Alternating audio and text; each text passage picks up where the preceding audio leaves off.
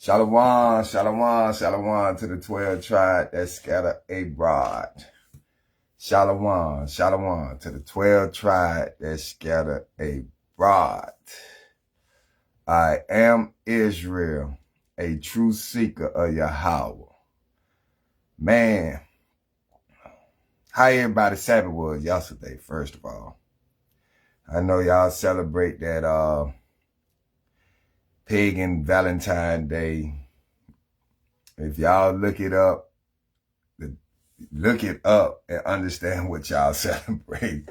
The Father already said, don't put no other God before him, and thou should not bow down to no other God, worship or none of that.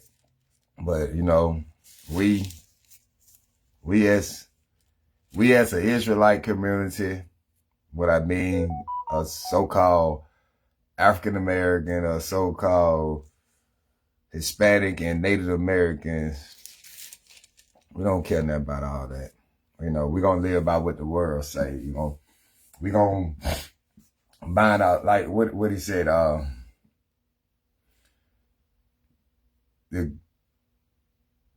his creation worship the created and not worship the creation, but not the creator. That's what y'all do. See, I worship the creator.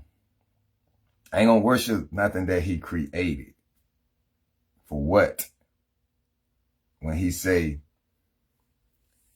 if you seek his kingdom, all these things will be handed to you. But, you know, we as a people, we don't listen. We have ears, and he gave you 2 ears, but we won't listen. You know, I was stubborn like that. I was ignorant and stubborn in the same way. I said 5 years ago, he got me. And, you know, he got me. But today I wanted to go through Deuteronomy 28, blessing and curse. You know, I should have did that off the top. This is where you'll understand who is the children of the Bible talking about. See, when they telling us that the Israelite, they done away with, you know, but we feel to see who these blessings and these curses fit. And you can judge for yourself and you can see for yourself. If that's what you want to accept, that's cool. If you don't want to accept it, that's fine too, you know. He just put it on my heart to do this. The blessing and cursing. This how I found out who I was. This how you gonna find out who you is. The book of Deuteronomy chapter 28. When you read the book of Deuteronomy chapter 28, this gonna number everything down. And this when you make your decision, what you gonna choose. What Moses put before you, what Moses said. The book of go to the book of Deuteronomy chapter 15. We're gonna do 15. Deuteronomy chapter 30, verse 15.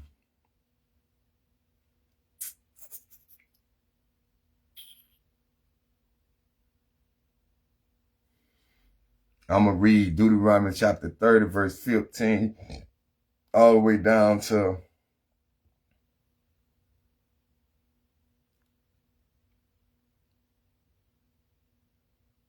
19.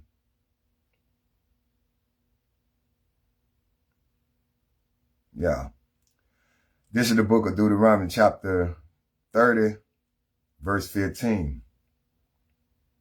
He said, Moses said, see, I have set before thee this day life and good, and death and evil. In that I command thee this day to love the Lord thy God, to walk in his way, and to keep his commandments, and his statutes, and his judgment, that thou mayest live and multiply. And the Lord thy God shall bless thee in the land whither thou goest to possess it. Verse 17. But if thine heart turn away, so that thou wilt not hear, but shall be drawn away and worship other gods, and serve them, what is y'all doing? That Valentine, that pig, y'all worship the mother God, that ain't got nothing to do with the Most High. The Most High ain't had nothing to do with it. He did not create it. Because if it did, it would have been in the feast day. It would have been in the high holy days that he gave us. But notice that none of these pagan days that the world created is in the high holy days. But let's continue. Verse 18. I denounce unto you this day that ye shall surely perish, and that ye shall no prolong your days upon the land, whether thou passest over Jordan to go to possess it. Verse 19. Now, y'all thinking that, that was way back then with Moses. Listen what it said. But wait, listen to this. Verse 19. I call heaven and earth to record this day against you, that I have set before you life and death, blessing and cursing. Therefore choose life, that both thou and thy seed may live. And thy seed may live, meaning your generation. So this never ended. Now, we can pick up with Deuteronomy 28. And y'all will see exactly what our ancestor chose. Let's get it. This is the book of Deuteronomy chapter 28, verse 1. And it reads, and it shall come to pass, if thou shalt hearken diligently unto the voice, and it shall come to pass, if thou shalt hearken diligently unto the voice of the Lord thy God, to observe and to do all his commandments, which I command thee this day, that the Lord thy God will set thee on high above all nations of the earth. Now, this is when Moses was telling the children of Israel, man, that if we listen to the voice, hearken, he gave us 2 ears and 1 mouth. Sometimes it's good to shut your mouth and listen sometimes. Understand what Moses, this is not just for Moses, he said for thou, what we read in Deuteronomy 30 and verse 19. This is for you and your seed to live, to carry on, to cherish on. This gonna go on from generation to generation. But if we hearken to the voice of the Lord diligently unto the voice of the Lord thy God, and to observe and to do all his commandments, which he command thee this day, that the Lord thy God will set thee on high above all nations of the earth. Now, if you look right now, where we at? We at the bottom. So that tell you off the top right now, before we even get into this, that what our ancestors them had chose. You wonder why they walked around in the wilderness for 40 years when the place was just right there? You wonder why that? Because they were disobedient. They ain't hearkening. They ain't diligent hearkening to the voice of the Lord. They ain't listened to the commandment. They heard the commandments. They heard them. They ain't listened. They ain't observed them. They just heard it. So if you heard anything, that can come in one ear and go out the other ear. That's simple as that. That's the way I take it. Verse 2. And all these blessings, he said, all these blessings, not some, but all these blessings shall come on thee. What we blessed with? What we looking at? I'm talking about for this time right here, because this is what all the prophecy talked about. These are the days that they seen. These are the days that God showed them. What they wrote about in this Bible, these are the days that they showed them. You can believe it or you can believe it not. It doesn't matter if you do. Because these are the days that the prophet, Ezekiel, Daniel, these are the days that they seen. Second Ezra. These are the days that God showed them about his people. What's going to go down. Because our ancestors did not hearken. They did not diligently hearken to the voice of the Lord to keep the commandment, the statute, the judgment. They did not do that. But let's continue. Verse 2 again. And all these blessings shall come on thee and overtake thee if thou shalt hearken unto the voice of the Lord thy God. All these blessings would have overtook us if our ancestors would have hearkened to the voice of the Lord thy God. This is plain and simple. Now you finna see exactly what blessing he would have gave us. These are blessings and cursing. That's why Moses told you to choose life. He set these things in front of you, in front of our ancestors that came to us. What you think? We came off it. We are from them, our ancestors. I hope y'all ain't thinking your forefather was them white man they put up there. I hope that. That's what they teach y'all forefather. That what they were trying to teach us in school. They never said that our forefather was Abraham, Isaac, and Jacob on down. They ain't never said that. They always taught us that our forefather was them 4 white guys they sighted up there. That was our forefather. No, them ain't my forefather. Them they forefather. Because I ain't come from Esau. I come from Abraham, Isaac, and Jacob. And Jacob is the lineage whose name was changed to Israel. That's who I come from. The 12 tribes of Israel. But he said, overtake thee if thou shalt hearken. Hearken, listen. Grab hold of these. Let's get the definition of hearken anyway.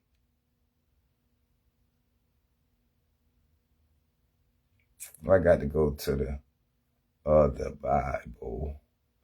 And we was already in there. I had came to this one for a reason. But this is way overdue. This is something I supposed to been did off the top to get y'all the understanding. So y'all can get the understanding of who this book really talking about.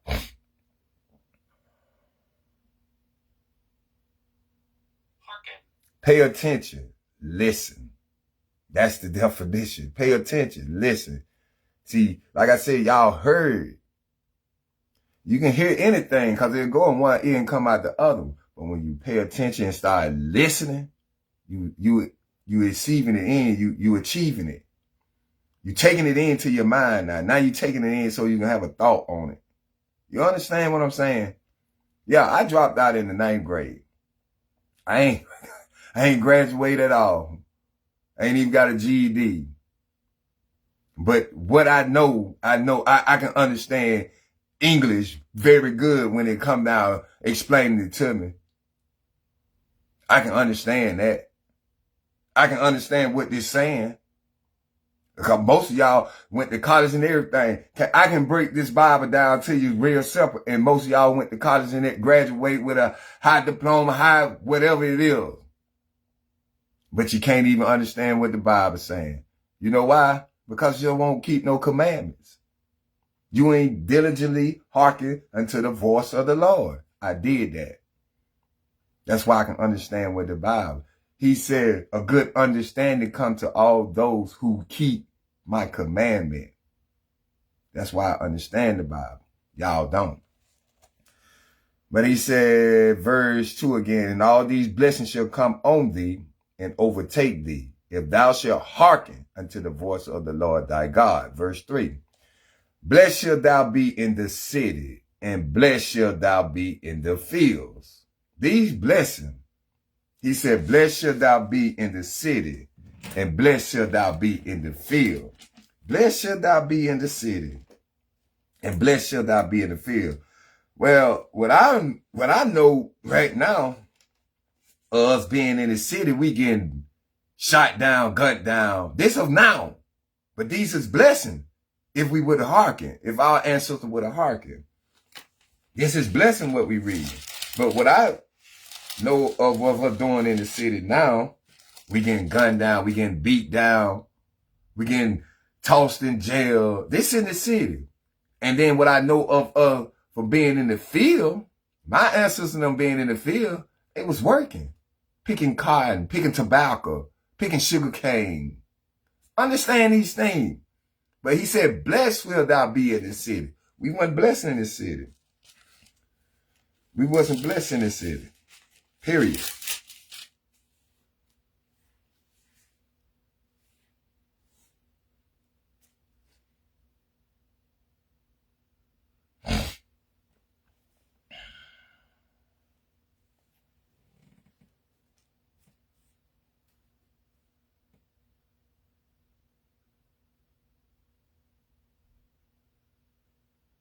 Okay.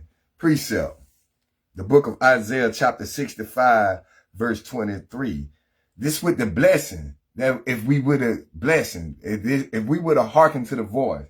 He said, the book of Isaiah chapter 65 verse 23. They should not labor in vain. They should not, what labor is? That's working. He said they should not labor in vain, nor bring forth for trouble. For they are the seed of the blessed of the Lord, and their offspring with them. Meaning us.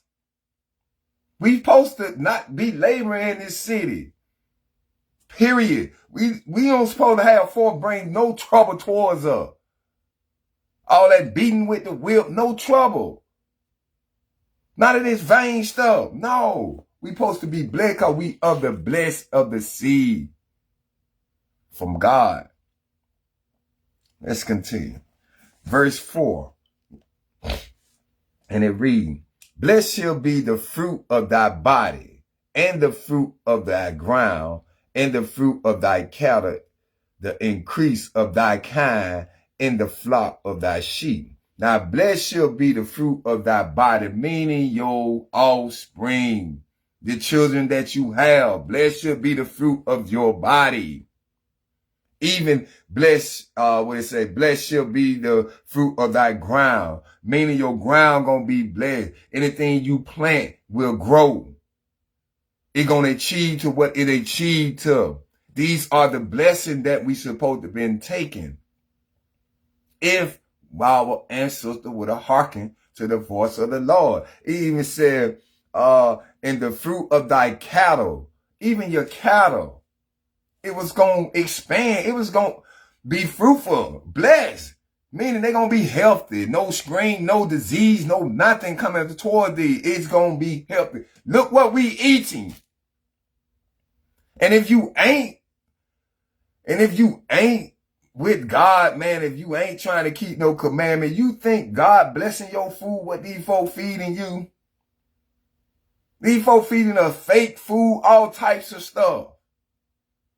This is what it is. You go in the stores and buying this for your children. Even I go buy it, but I pray over it. But I'm blessed because I follow the commandments of the Lord. So he gonna make sure none of this stuff happen to you. Nothing. He gonna take care of his kind. He gonna take care of his people.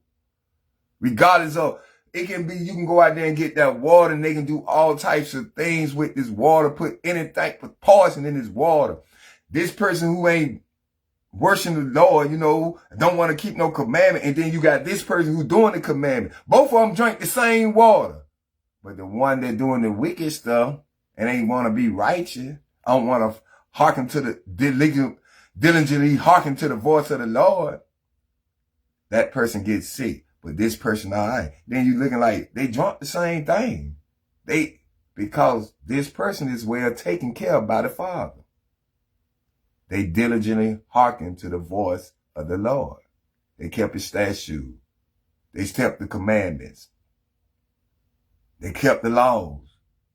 They walked in it. What it said when we first started? And it shall come to pass, if thou shalt hearken diligently unto the voice of the Lord thy God, to observe and to do all his commandment, which I command thee this day, that the Lord thy God will set thee on high. It ain't nothing they can do to you, man.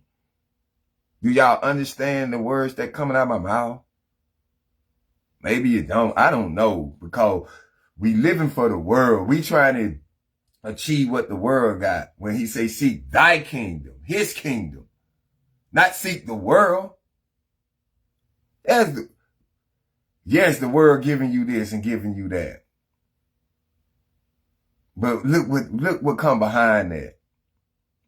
When I can just seek the kingdom, stay with the commandments of the Lord, and he gonna give me everything that the world trying to give me in poison, but he gonna give it to me in richness. Do you understand what I'm saying? I don't know. But I just had to get this off. This have to be done. This have to be read because people don't know who they are. And this what tell you who you are. Deuteronomy 28. This the first thing you learn. This the first thing you have to learn. For real. And it say about your cattle, it say, and thy fruit of thy cattle, the increase of thy kind, and the flock of thy sheep. Meaning it gonna increase. Good meat to eat. Your own. He said, plant ye own garden. Build ye own houses. He telling y'all what to do. Verse 5. Blessed shall be thy basket and thy store. Blessed shall be thy basket and thy store. So anything you put your hands to gonna be blessed. This is the blessing. Verse 6. Blessed shall thou be when thou comest in, and blessed shall thou be when thou goest out. So wherever you come into, you'll be blessed. Whenever you go out, you'll be blessed. Meaning you ain't got to worry about one of them person coming up like gunning you down like Trayvon. You looked at him and want to say he was a gangbanger or whatever they did just to influence for you to kill this man. To kill one of God's children. You think they care about us? No, man. These folks don't care about us. You think them, what it is? Them, when they wrote these laws, you think that was towards Israel? You think that was for us? Man, y'all come on, man. What y'all should have caught on when y'all voted that man Biden, whatever. See, I don't vote. I don't believe in none of that. I don't care what y'all say. Talking about what all people that went through. That's them. Cause the God tell you in the Bible, we don't need to put nobody above us who ain't even Israel. We don't put none of that in there. We ain't had our king and our president was the Most High. Our ancestors pushed that away. Like I said, in reading the Bible, we'll get to all that. You'll see. We asked for a king like the other nation. We asked for this. And God told Samuel, give them what they asked for. Well, on top of that, show them what type of king they gonna have. Let me get a precept for, blessed shall thou be when thou goest in and thou comest out. Comest in and blessed shall thou be when thou goest out.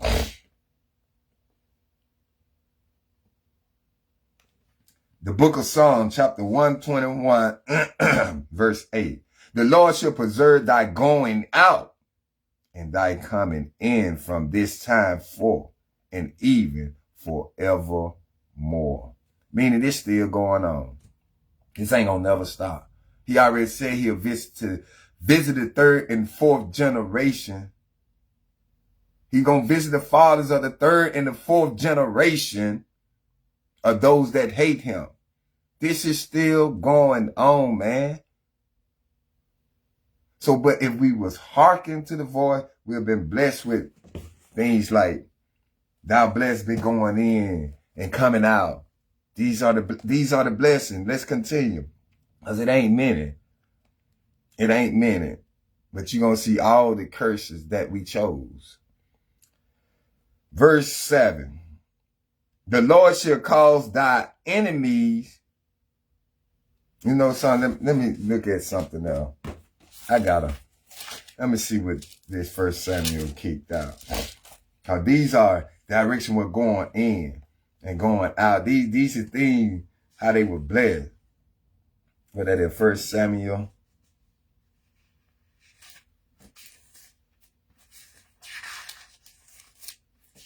Y'all take the Most High for granted.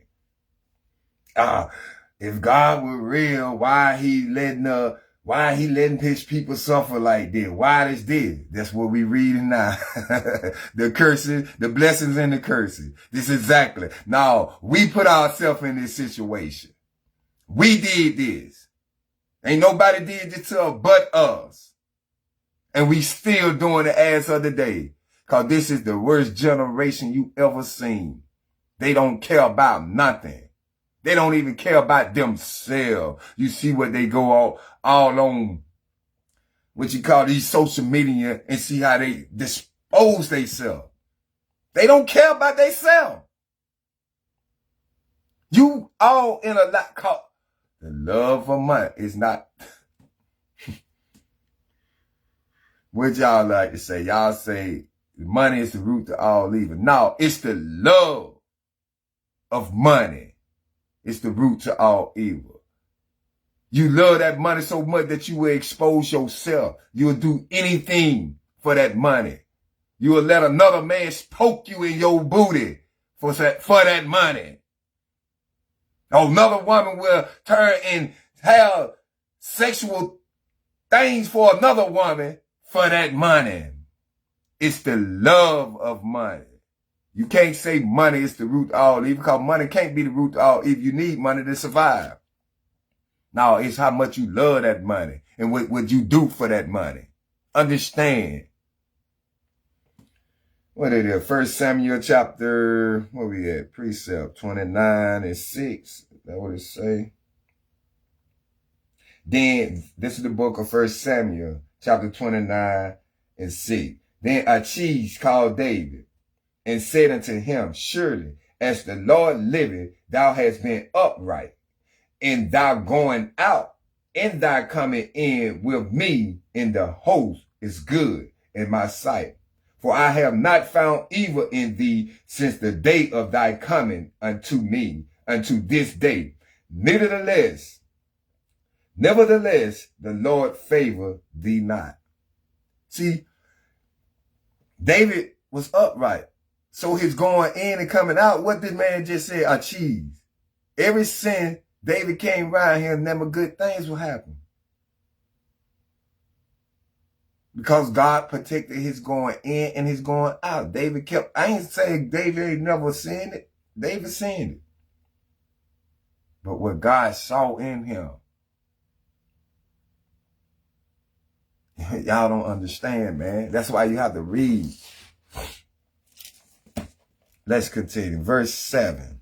And it reads, the Lord shall cause thy enemy that rise up against thee to be smitten before thy face. They shall come out against thee one way and flee before thee 7 ways. Y'all understand what he's saying? What he did to Egypt. He made them flee. Let's get Leviticus. What that is? Leviticus 6. See, I'm gonna pour a lot of precept as we read this. Oh yeah, this was way overdue. Leviticus chapter 26, verse 7. And ye shall chase your enemies, and they shall fall before you by the sword. And 5 of you shall chase 100, and 100 of you shall put 10,000 to flight.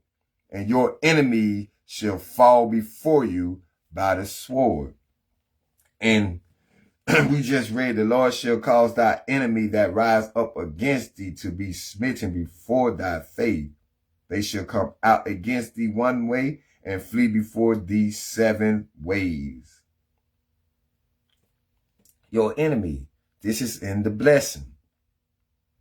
But what we see today, look what our enemy doing up. Gunning us down in the street, throwing us in jail, doing exactly what they doing, whatever they want to do to us. Genesis chapter 26, Esau was given his earth. He gave the wicked the earth. In Job, he tell you that he gave the wicked the earth. These are the blessings that we should be hearkening to. If we would have ancestors would have hearkened to these blessings, man, this is what we've been on high above all nations. But where are we? We at the bottom of all nations. At the all nation had something dealing with our oppression. All of them. Not one. Out of 18, all of them. But we join hand in hand with them. God said, trust not thy enemy, for thy enemy. Just as iron rushes, the enemy do the same thing. Y'all don't worship the Creator. Y'all don't listen to the Creator. Y'all worship what he created. But y'all don't understand. All these things were created because of y'all. For y'all. For Israel's sake. All these things was created. But no. Do we listen? No. I got plenty of precept. What that is? That's Joshua 8 and 22. That's explaining some stuff. Let me see. 32 and 30. Let's go to that. The book of Deuteronomy. Verse 32, verse 30. Chapter 32, verse 30. How should one chase 1,000 and two put 10,000 to flight, except their rock has sold them, and the Lord has shut them up? And what he just said in verse 7, the Lord shall cause thy enemy. That's how you gonna put them. The Lord gonna do it. Who the Lord? And then the Lord fought for Egypt when he brought them out of there. Fought for Israel when he brought them out of Egypt. The Lord did all these things. Y'all got to understand that this is your rock. This who you lean on to. Not when you in trouble, not when you need them, all day, every day, 24/7. Even when you doing good, when you see the riches raining on you, when you see the blessing falling on you, you still pray to him, thank him. Because it's him. You still seek his commandment. You still seek the kingdom. You supposed to be thankful for this, man. That's why it already tell you how many of these Israelites gonna come out of it. That man told you 2/3. Y'all thinking it's 2/3 of the whole world. No, he talking about Israel. That's a lot of people. 2/3 of our people going to the lake of fire. They can't be saved. 2/3. This is already written, man.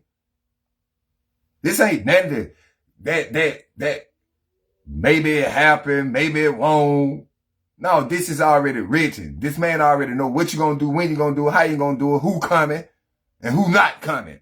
He already know. He told you, he know your heart. So he already know what your heart desire. And he going to give you what your heart desire. If your heart desire wickedness, he going to give that to you. If your heart desire righteousness, he going to give that to you. It's what you seeking. You got to walk this path yourself. I can't walk it for you. Your mama can't walk it for you. Your papa can't walk it for you. Can't nobody walk this path but you, for yourself. You got to save your own soul. Only thing we can do is show it to you. I can show you that light. I can even give you some tips on that light. I can even show you how you're supposed to walk towards that light. But that's on you to walk down there. You see, you let what the parable and the parable about what Jesus said about the sowing of the seed. You let the wickedness of the devil, they come pick it away from you. When we give it to you, you may hold on to it for a minute, but all of a sudden you let it pick it away from you. Take it away from you. Now you can bear back off that lane. Now you're going back in circles. You're going back in circles. And that ain't no good thing. Where you going to end up? You want to end up in torment for the rest of your life? Or you want to end? That's why Moses said what he said in Deuteronomy 30. Choose life. Choose life. He set before you life and death, blessing and cursing. Choose wisely, man. Choose wisely. I want to choose life. I choose life. So I'm going to try to walk the way in there. Let's continue. Verse 8. The Lord shall command. Yes, verse 8. The Lord shall command. We back in Deuteronomy chapter 28, verse 8. The Lord shall command the blessing upon thee in thy storehouses and in all that thou settest thy hand unto. And he shall bless thee in the land which the Lord thy God giveth thee. Anything you put your hands to, anything that he gave to you, he gonna bless it. So you'll reap the rewards of it, the rewards of it. You won't reap the downfalls of it. If you obey and keep the commandments, man, what is this, man? The world asking you for to do all these things, and y'all run out there, like I said, y'all could have seen this thing when Biden. This man tell y'all, you ain't black enough. You ain't black if you don't vote for him. And y'all ran y'all crazy. Pardon my French, but y'all ran y'all ignorant asses out there and went and voted for that nigga. And what he did, turn around and pass a bill for the Asian folk. Y'all still sitting in the back. Y'all, all this what our ancestors them did, the fought to try to get us apart. Even Dr. Martin Luther King figured it out at the end. And y'all get mad at, that's why we don't get nowhere, cause y'all been voting all these goddamn years. Pardon my French. But this really tickets me off. Y'all been doing all this vote all these years, and y'all ain't got nowhere. We still in the same predicament. Y'all is sick. For real. I ain't never voted in a day of my life. I don't believe in that. This was even before I even came into truth. I never voted. I don't believe in it, period. I'm doing a live, cuz I'm doing a live. I ain't got time to stop. But I don't believe in none of that, period, man. Period. Never voted. Don't believe in my family. They with it. Because they blind. He never touched them. He ain't got to them yet. Would he put the spirit on them? I don't know. But he got a delusion on them. They following the world. I'm not going to follow the world. I'm going to follow this Bible. I'm going to follow the words that he told me to lean on. The word. His words. Okay, I'll call you because I'm doing this. I'm not fit to stop this. I can't let Satan do that.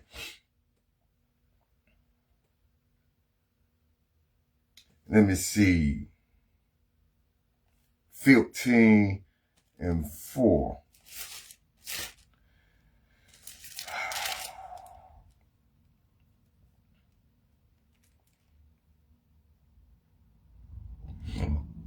The book of Deuteronomy chapter 15 verse 4. Say when there shall be no poor among you, for the Lord shall greatly bless thee in the land which the Lord thy God giveth thee, for an inherit to possess it. I had another verse. I think that was 10. Yeah, verse 10. Thou shalt, in the same chapter, the book of Deuteronomy chapter 15, verse 10. Thou shalt surely give him, and thy heart shall not be grieved when thou givest unto him, because that for this thing the Lord thy God shall bless thee in all thy works, and in all that thou puttest thy hand unto.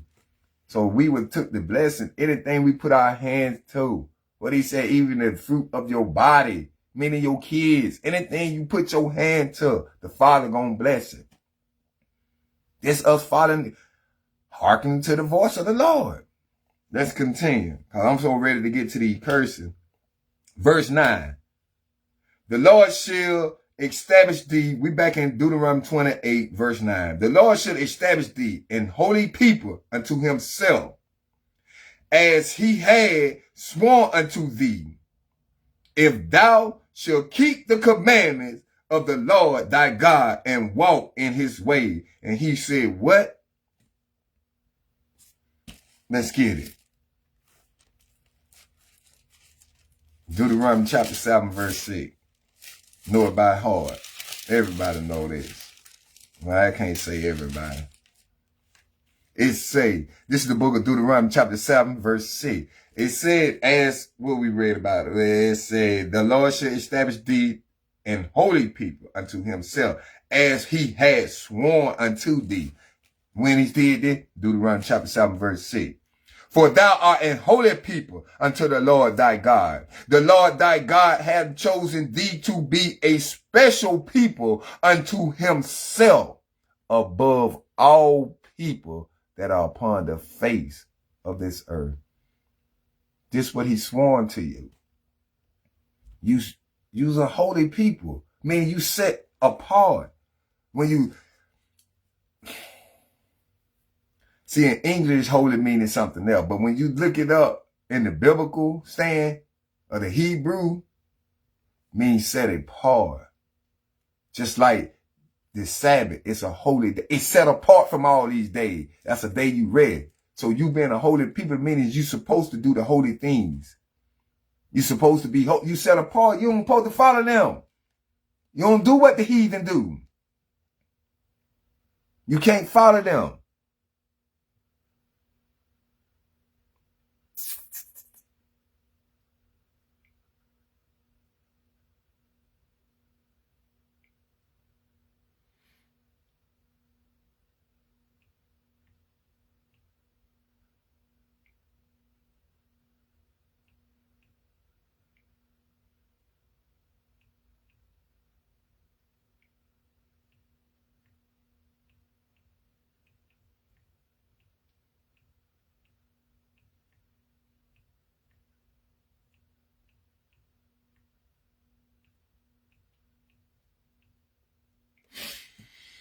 You can't follow them, man. You holy people.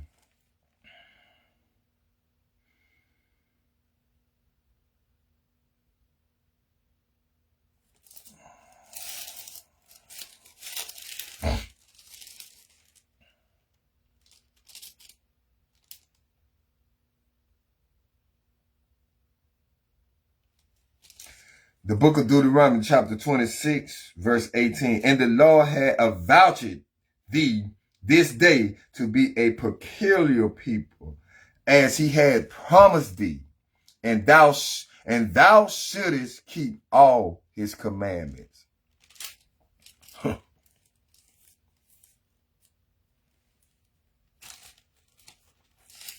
told you I'm gonna pull a plenty precept. I'm gonna pull a plenty precept.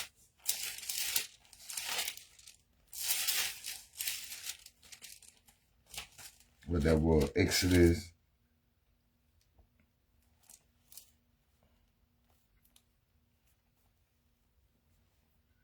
The book of Exodus chapter 19 verse 5. Now therefore, if ye will obey my voice indeed and keep my covenant, then ye shall be a peculiar treasure unto me above all people, for all the earth is mine. See, I can pull so many on. Hold on, I ain't done. What the other one is?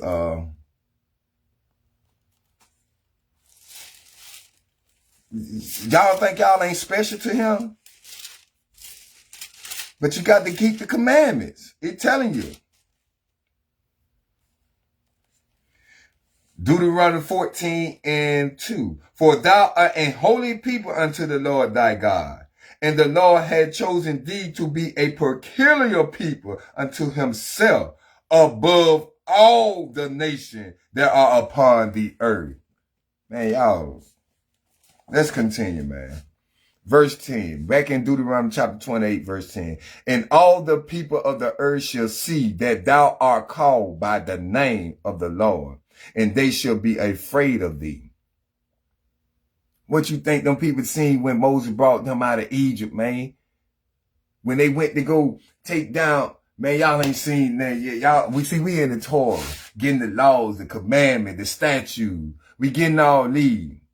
But when we make it out of the last book of Deuteronomy and make it to Joshua, y'all will see what the Lord did for his people.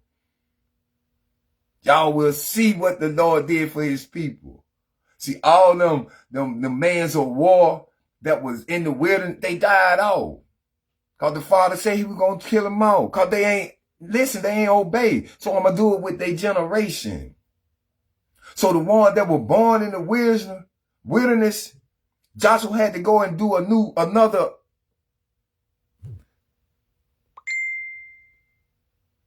Joshua had to go and do another,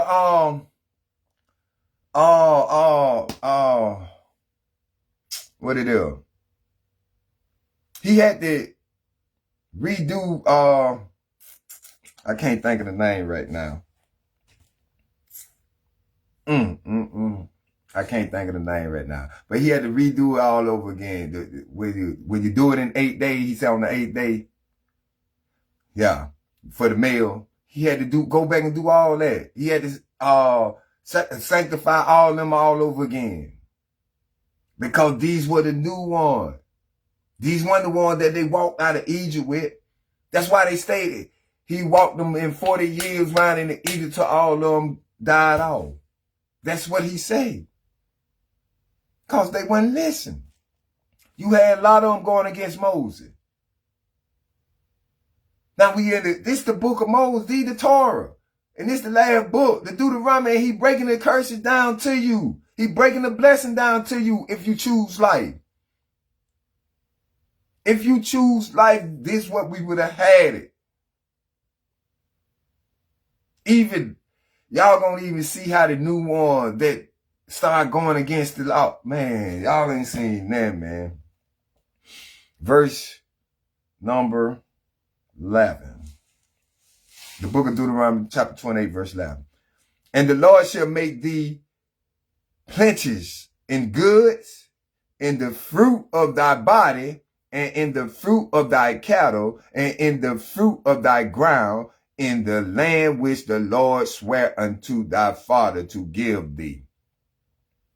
Now all this would have been blessed for going back to verse 4, where he said, blessed shall be thy fruit of thy body, and the fruit of thy ground, and the fruit of thy cattle. This is what this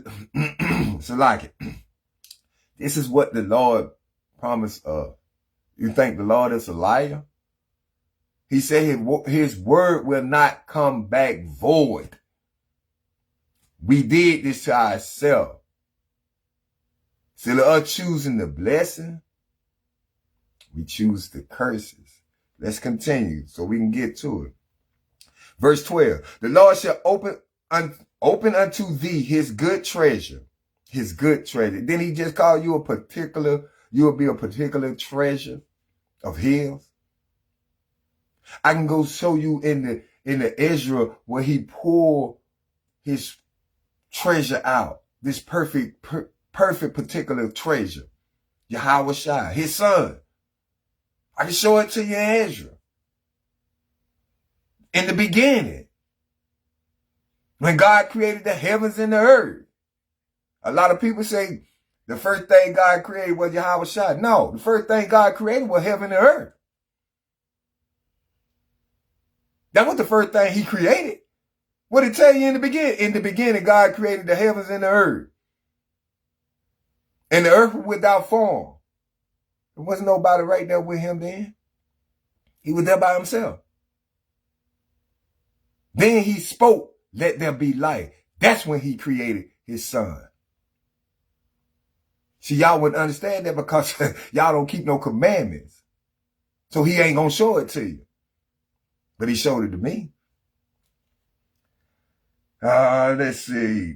Verse 12 again. The Lord shall open unto thee his good treasure, the heaven, to give the rain unto the land in his season, and to bless all the work of thy hand. And thou shalt lend unto many nations, and thou shalt not borrow. What are we doing? We borrowing from, he said we should, this is the blessing. We should lend to many nations. and we should not borrow. But what we doing? You can see what our ancestors chose. You can see who put us in this predicament. You can see what we get. We reaping what our ancestors did. We got to get punished for what our ancestors did. Same way as all these other nations, they gonna get punished for what their ancestors did. Let them keep doing what they doing. God ain't thinking about them. He trying to get y'all, his people, his chosen treasure. He trying to get y'all under control. He trying to get y'all. That's why ain't gonna be number 1/3 of us going to the kingdom in the 144. That's it. You even gonna have some other nation gonna beat y'all out. Gonna beat the 2/3 out and come back with her. But they ain't coming back being hand to hand with her. No, they coming back to be our servants. They coming back to be our servants. Cause you got some of these people believe out of the nation. Some of these people can't wait till we get back in charge. So they gonna be blessed to be a servant, to work for us, long as they there. But do they have everlasting salvation? Do they have everlasting life? No, they don't. They gonna be dying off. But you got that. And you throwing it away. You pissing it away right now. See, all these is just trying to prepare you for the kingdom. Who's strong enough to take my kingdom? That don't mean you go out there and be wicked to that man because he was wicked to you. That's what he mean, humble thyself. Stay in your meekness. If it be possible, live peaceable with all men. If it be possible. You got some of them other nation, you got some of them want to live peacefully. And you got some of them wicked as hell. That you got to understand. If we don't take none of them back with us, how we going to get the rest he promised us? His word ain't going to come back void. So we going to get our rest. Isaiah 14 explain all that. Let's keep going. Verse 13. But like I said, we supposed to be lending, not borrowing. And we out here borrowing from these folks. And we supposed to be the head, lending. But they the head. He done took Esau from the bottom and brought Esau to the top. And took Israel from the top and put Israel at the bottom. Now look what we going through. We borrowed money from these folks and they put all the high percentage. He said we should not use usury against our people, you know. Usury is like putting all this tax, when you borrow money, I borrow $1,000 from you and I got to pay you back 3,000 some damn dollars. That don't even sound fucking right. Let me give you the $1,000. I ain't borrowing no $2,000, $3,000 from you. Why should I have to pay you $2,000, $3,000 interest? That's usury. Let's continue. Verse 13. And the Lord shall make thee the head and not the tail. You know what I say? He put we on top. This with the blessing. He should make thee the head and not the tail. Let's keep going. And thou shalt be above only. Meaning you'll be on top always, only. And thou shalt not be beneath. But where we at? Beneath.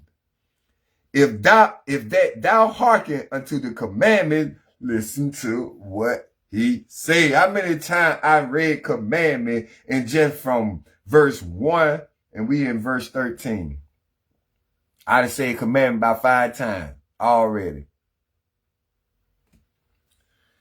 If that thou hearken unto the commandments of the Lord thy God, which I command thee this day, to observe and to do them. That's all you had to do. To observe and to do them. Hearken to the voice of the Lord thy God. Keep his commandment, and you will be set high above all nations. Ain't that what it just said? That's what we just read. I don't know what nobody else read. I read what the Holy Bible say. Even the Bible holy. is set apart. This wasn't made for everybody. It was only made for Israel to teach you who you are, to show you where you come from. This would it say, the Holy Bible. And then we just read in Deuteronomy chapter 7 verse 6, thou art a holy people unto the Lord thy God. The Lord thy God told thee to be a special people unto himself above all people that are upon the face of the earth. Come on, man. Put 2 to 2 together, man. Use y'all head for more than a hat rack. Lose sin. I told you, this the generation that he was showing Ezekiel. This the generation that he was showing Daniel. This the generation that he was showing Ezra. All these prophecies. Man. Now, we finna get to the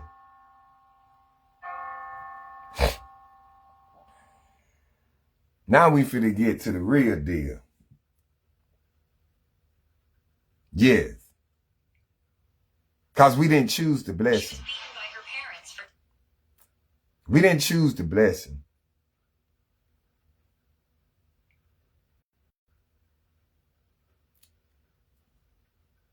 And it started back raining out there. Now, verse 14. That's where we at. It finna get good. Now you finna find out who the curses belong to, who the curse is upon. And now you should know. It should give you an example. Because when I read it, the first time I read it, when I first came in the truth, and I read the book of Deuteronomy, chapter 28, the first time I read it, I'm like, whoa. I read the curse, I meant the blessing first. You know, that sounded good. But when it got to verse 14, and I started reading on down, because you remember in verse 1, it say, and it shall come to pass, meaning it will going to happen. He said, if thou shalt hearken diligently unto the voice of the Lord thy God, to observe and to do all his commandments, which I command thee this day, that the Lord thy God will set thee on high above all nations of the earth. Now that's verse 1. Now let's get to verse 14. Now that's verse 16. But we got to do verse 14. And thou, Deuteronomy chapter 28, verse 14. And thou shalt not go aside from any of the words which I command thee this day, to the right hand or to the left, to go after other gods to serve them. Meaning you can't go to the right or the left. Keep the commandments of the Most High. Don't serve other gods. Their gods are stones and wood. Their gods don't move. Their God is that Christmas tree you be hanging up in your fucking house and bowing down to. When in Exodus chapter 20, he tell you, don't serve no other God. Don't bow down to them. He tell you these things. And y'all do it anyway. Oh, this for the kid. The kid's finna get you tossed in the lake of fire. No, not hell. See, y'all, you're going to hell. No, you in hell now. This is hell. Cause hell and everything else with your wickedness gonna get tossed in the lake of fire. That's where the torment began. You're gonna forever burn. And that's what you want to be part of? You 2/3 want to be part of that? Yes, I'm calling all your pagan days wicked. Cause they are. It don't worship the Most High. It don't. It don't even stand for the Most High. So yes, yesterday when you were celebrating that, wicked. You don't, like I said, look it up and see exactly what you celebrating. I'm not even finna look it up for you and tell you. You take your time out and look it up. If you don't want to look it up, that means you want to keep doing what you want to do. So he gonna give you what your heart desire. And that's death, not life. My heart desire life. So did I celebrate that? No. I ain't even, back in the day before I came into, yeah, I buy my kids something. I buy the woman that I'm with something. Because this is the thing that I believed in. They weren't teaching me this. But now I don't celebrate none of that. I can buy my kids all this stuff the whole year round. You can tell your mother and your father you love them the whole year round. Ain't got to be no special day. Oh, Father Day. Oh, Mother Day. Ain't got to be no special day. You tell them, don't you love them? You can tell them that every day. You can tell them that every day, not just one day out of the week. What's up, Op? But not just one day out of the week. Now, he said other gods serve them. Don't serve no other God. Like I said, that Christmas tree y'all be sitting up in your house. You bow down to it. That's what you worship. The Valentine's Day, that's what you worship. Look it up and read everything that y'all worship. Everything wickedness of Esau what he give to y'all. See, like he said, y'all worship the creative, not the creator. Everything he created, that's what y'all worship. Verse 15. The same thing. And it reads, we back at Deuteronomy chapter 28, verse 15. But it shall come to pass, meaning it going to happen. And it already did. And this the end stick what we got out. If thou will not, remember he said thou will hearken, but now it said will not hearken unto the voice of the Lord thy God, to observe to do all his commandments and his statute, which I command thee this day, that all the curses shall come upon thee and overtake thee. Now, y'all wonder why, like y'all ask, well, if God love his people, why? Because what? We didn't hearken. That's why all these curses is upon you. That's why all these curses upon you. And I'm finna, let me get precept.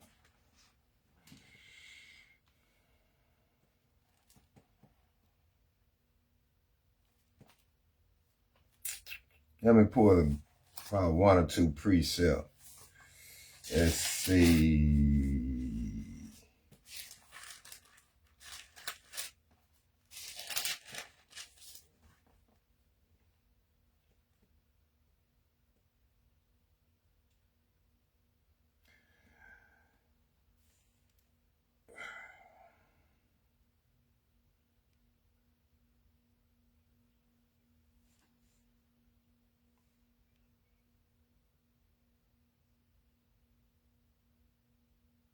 And all the curses are upon thee. I'm going to give you this one right here. Genesis chapter 15, verse 13. And it reads, and he said unto Abraham, know of a surety that, see, God already knew what we weren't going to hearken. This Genesis, the first book, and Deuteronomy, the last book in the Torah. So God already knew. So he had told Abraham what his, see, like I told you, God already know what you're going to do, when you do it, before you do it, how you do it. He know it. He been knowed it. Know it before you even born. Before you even came out the womb of your mother, he already knew it. So he telling Abraham exactly what his seed going to be. This is verse 13. Genesis 15, verse 13. And he said unto Abraham, know of a surety that thy seed shall be a stranger in a land that is not theirs. A stranger in a land that is not theirs. And shall serve them. What y'all doing? And they shall afflict them 400 years. 400 years. We just don't get it, dude. We just don't get it. Let me see what this one say.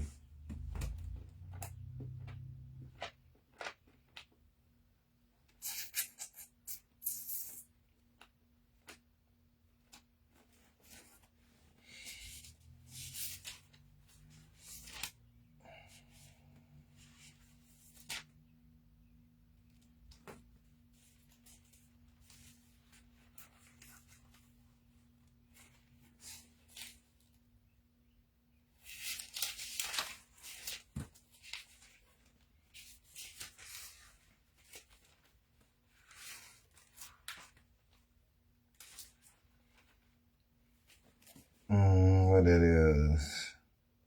9. 9 and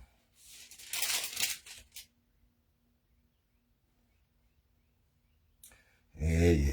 That's a good one. That's a good one. The book of Daniel, chapter 9, verse 11. Yeah, all Israel had transgressed thy law. All Israel, even me, had transgressed thy law, even by departing, that they might not obey thy voice.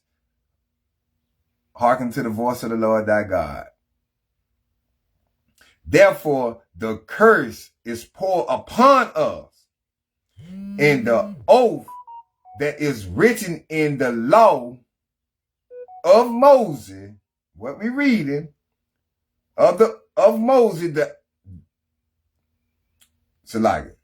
let's read it out. And the oath that is written in the law of Moses, the servant of God, because we have sinned against him.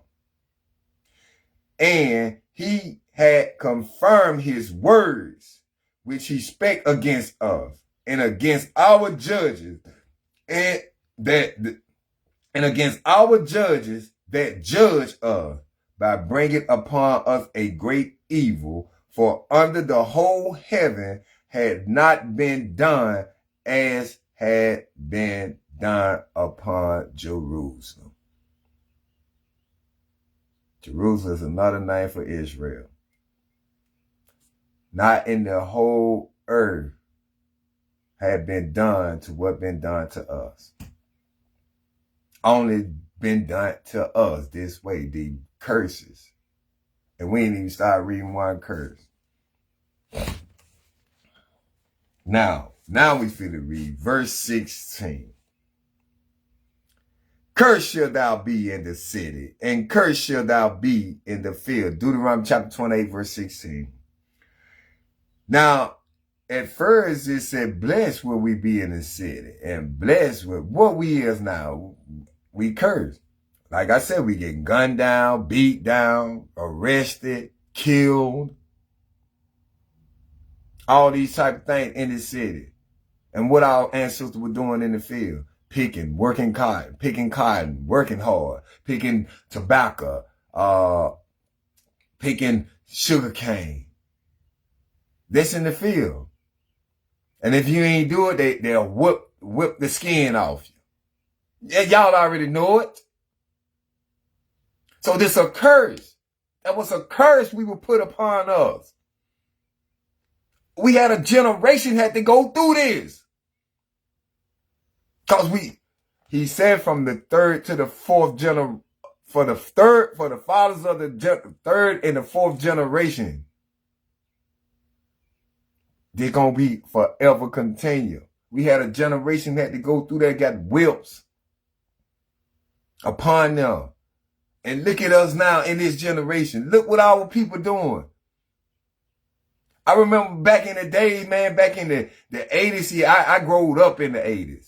I was born in 77, but I growed up in the 80s. So I got a lot of time to experience a lot of things before it went away. Back then, if you're riding the street and you did something wrong, your neighbor riding the street whooped your ass and brought your ass home, and you got an ass whooping again. Now these days, don't put your hand on my child, so you keep your child over there. We don't even come together and say it take a nation to raise a kid. We don't even look at that no more. It's all about this, but you can't even chastise your own child. He chastising you. Telling you what to do. This the generation we living in now. This the generation they talked about in the Bible. But we don't want to listen to none of that. We mamas now 20, 19. We grandmas now 29, 36.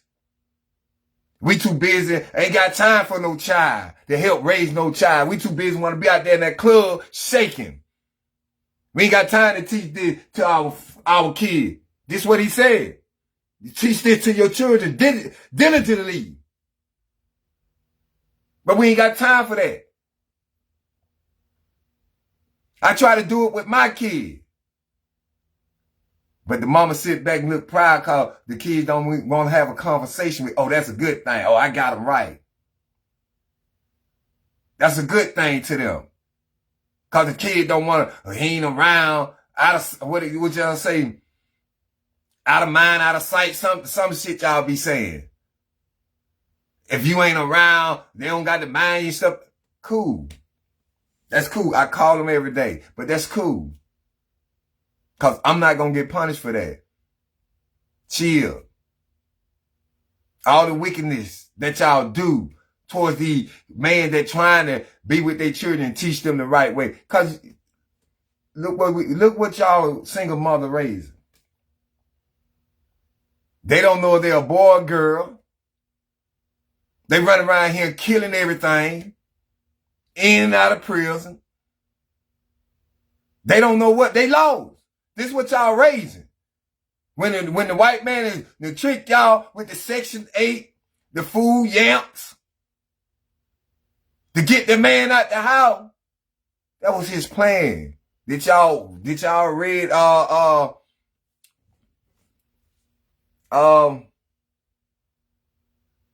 to Make a Nigga by what his name?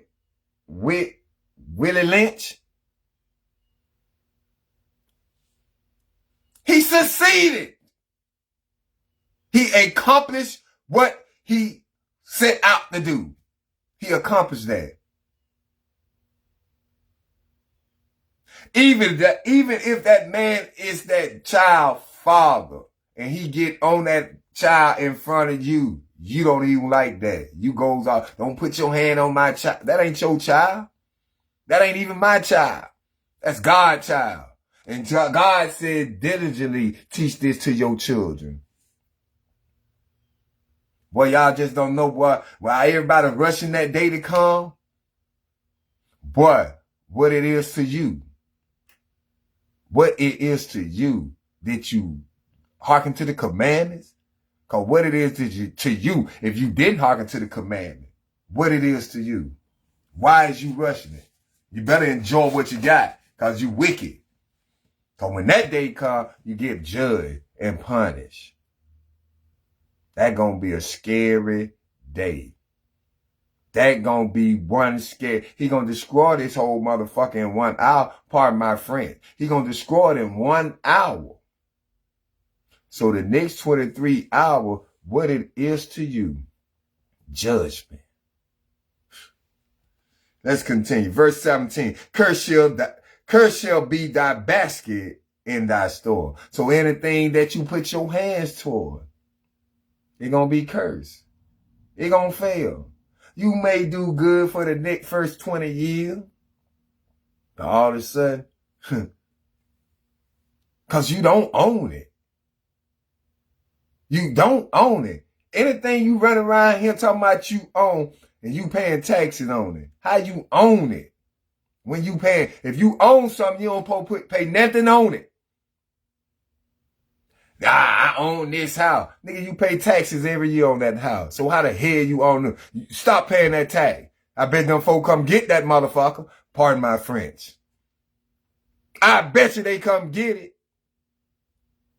Stop paying it. But you own it. Use your head for more than a hat rack, man.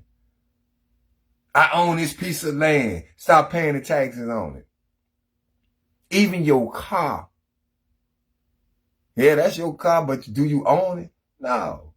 Don't you have to buy a tag for it every year? So you don't own it.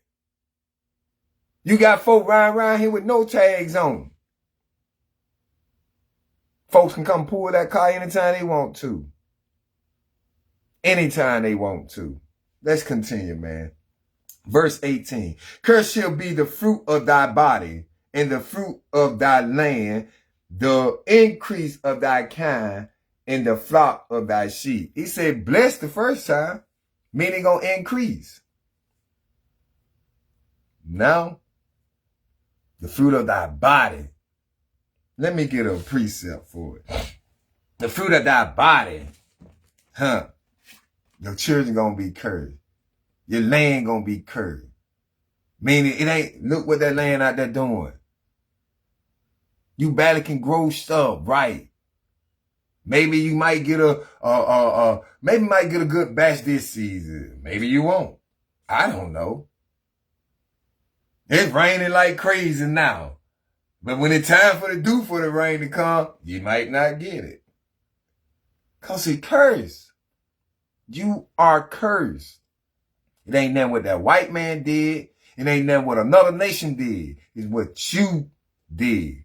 What your ancestor them did. They did not hearken to the voice of thy Lord, thy God, to keep his commandments. This is not hard. Y'all thinking commandments are, cause I enjoy my life. I have fun, but I keep the commandment first. That's the first thing come. That's why he told Moses in Numbers chapter 15, he told Moses to bid the children to put fringes at the bottom of their garment, man. That's to remind you of the law, the commandment. That's what they're going to do. So when you out there in the street and you doing something and it fit to be a sin, you look down there, oh, I'm holy. I'm a child of God. I don't supposed to be doing that. That's what that's for. Why you think we walk around in it? Even though I still know what I'm supposed to be doing, what I supposed to be doing, now I'm going to keep the commandment. He told Moses to bid the children. And I'm a child of God. So I'm going to keep the commandment. Let me get this precept. Go to the book of Lamentation.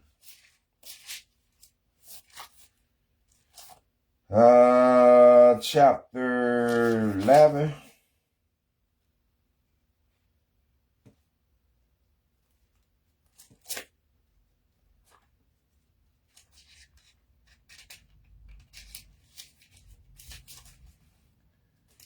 Let me see. Chapter 2. Lamentation chapter 2, verse 11. And it reads, my eyes do fail with tears. My bowels are troubled. My liver is poured upon the earth for the destruction of the daughter of my people, because the children in the suckling swoon in the streets of the city. This is cursed shall thou be by that body, your child, in the fruit of thy land, in which you suffering your kind flock. He said, I'm not through reading. He said, my eyes do fail with tears. My bowels are troubled. My liver is poured upon the earth for the destruction of the daughter of my people, because the children and the suckling is the little kids sucking on the breast, sworn in the streets of the city. Sworn. Let's get the definition of that. What this Lamentation? Go to Lamentation right quick.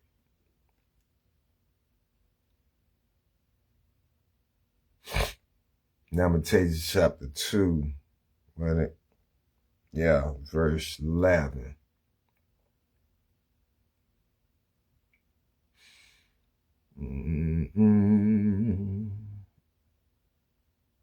Wait. Infant. Yeah, like I said. And the babies that suck on the milk, on the titty. Swoon. Faint from extreme emotion. An occurrence of fainting. So swoon mean faint. So he said, and the suckling sworn, they faint in the streets of the city. They say, verse 12, they say to their mother, where is corn and wine, when thou sworn as the wounded in the streets of the city, when their soul was poured out into their mother bosom. This is the curse. The curse. Verse 18, curse shall be the fruit. Verse chapter 28, Deuteronomy 28 and verse 18. Cursed shall be the fruit of thy body, and the fruit of thy land, the increase of thy kind, and the flock of the sheep. Verse 19. Cursed shall thou be when thou comest in, and cursed shall thou be when thou goest out. Let's get another precept. Go to the book of 2 Chronicles. Why I told you, I'm going to pull precept man out of him. Just to prove my point, cuz. We did this to ourselves. Who this upon? All our kids, what you see today, we are cursed. These cursed fit who? The so-called African American, the so-called Native American, the so-called Hispanics. That's what I say. 15 and 5. What it say? The book of 2 Chronicles chapter 15 verse 5. And in those times there was no peace to him that went out, nor to him that came in, but great vexation were upon all the inhabitants of the countries. Cause when I go out, if I ain't going to work, or I ain't going to try to find me another job, I stay my black tail right here in this house. I go to work and come back home. That's the fun. Hang it out. Look what you get into. They just killed one on down there in Danley Pine, ain't it? I think that was Danley Pine. Police killed them. The boy shot the police. I don't know how it went, but I heard about it. But this is going in and coming in and going out and out. This is what it's talking about. Cursed shall thou be when thou comest in, and cursed shall thou be when thou goest out. You praying, you have mothers sitting at home worrying about their kid being out. Is my kid gonna come in? Maybe he will come in, but he probably got into something, got beat up or something by the police, got chased by the police. You don't know. But we are cursed.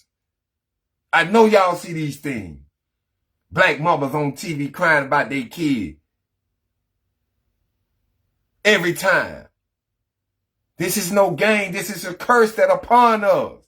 If y'all understand, let's keep going. Verse 20. We back in Deuteronomy chapter 28, verse 20. The Lord shall send upon thee cursing, vexation, and rebuke in all that thou settest thy hand unto for to do, until thou be destroyed, and until thou perish quickly, because of the wickedness of thy doings, whereby thou hast forsaken me. This is what the Lord put upon his people, his chosen people. The Lord shall send upon thee cursing, vexation, and rebuke in all that thou settest thy hand unto for to do. So anything you put your hands into it, it's cursed. And this how long? He said, until thou be destroyed. And look it up. We is destroyed as a people, as a nation, as a community. We are destroyed. Not just in death. We don't even know who we are. That's destroyed. Your heritage was taken away from you. Y'all don't understand these things, man. Let me get it. Precept.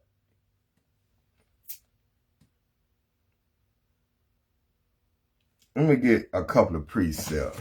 We're going to get with Joshua first. I love Joshua. The book of... Ooh, well, wait till we get that out to Deuteronomy. I love the book of Joshua. Joshua was a mean man. I ain't mean in that way, but I'm meaning bad man. He was bad. He was a warrior, baby. He was a warrior. Joshua chapter 23. Let's see what this precept's talking about. Verse 16. The book of Joshua chapter 23, verse 16. When ye have transgressed the covenant of the Lord your God, which he commanded you, and have gone and served other gods, and bow yourself to them, then shall the anger of the Lord be kindled against you, and ye shall perish quickly from off the good land which he had given unto you. Yes. Let's get another one. Yeah, it's self-explanatory itself. I don't even got to explain it to you. Y'all already know what you did. Let's get, what is it? 2 Kings 19. Let's go to 2 Kings. Ooh, boy, these gonna be some good books when we get, man, these gonna be some exciting books when we get to them. Y'all just don't understand, boy. This is y'all heritage. 2 Kings chapter 19, verse, looks like verse 3. 19 and 3. And it reads, this is the book of 2 Kings chapter 19, verse 3. And they said unto him, thus said Hezekiah. Hezekiah was a king. Y'all, man, wait, just wait. This day is a day of trouble and of rebuke and blasphemy.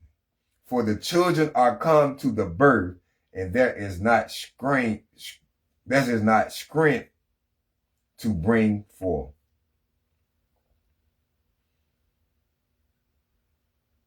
This during the time when Hezekiah was king. And like he said, it's going to bring trouble. What he said back in Deuteronomy. He said about the trouble. We don't supposed to have all this coming upon us if we would have choose the blessing. I wish we would have had blessing. We wouldn't been in this. We wouldn't be here today. Our kids be understandable. They'll know the laws, which we supposed to be teaching them to them then. But like I said, if a father is not in that household with the parent, with the kid, it's hard to teach the kid because the mother got all the rules. Y'all don't understand when they said he gonna put the. We gonna read. I'm not gonna move for long. What that was? Let's go to Isaiah. This is one more precept. Isaiah 51 and 20.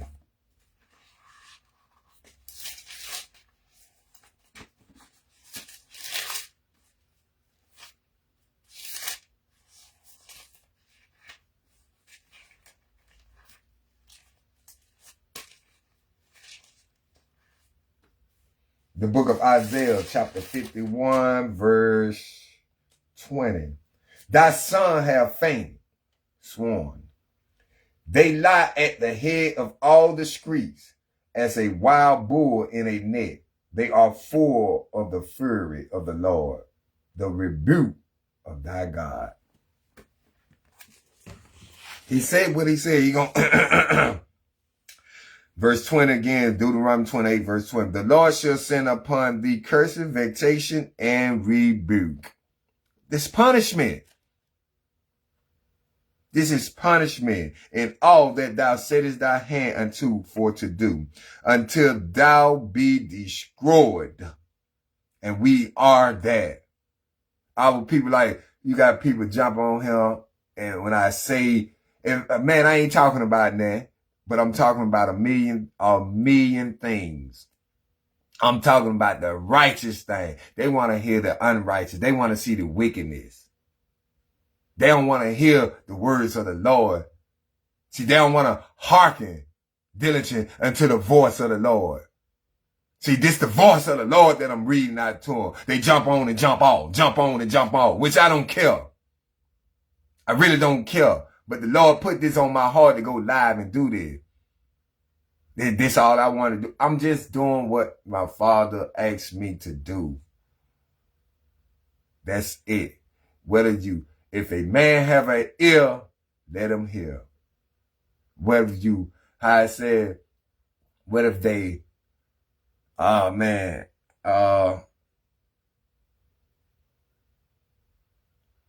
I can't think how I said it in the script. What if they forbear, whether they forbear or for something like that. I don't want to butcher it. But whether you hearken or not, baby, it doesn't matter to me. I got to save my soul. I can't save yours. You know what I'm saying? So that's fine. You don't have to listen to nothing I say. You don't have to come on. I tell you what, just don't come on my live. When you read the caption, don't come into it.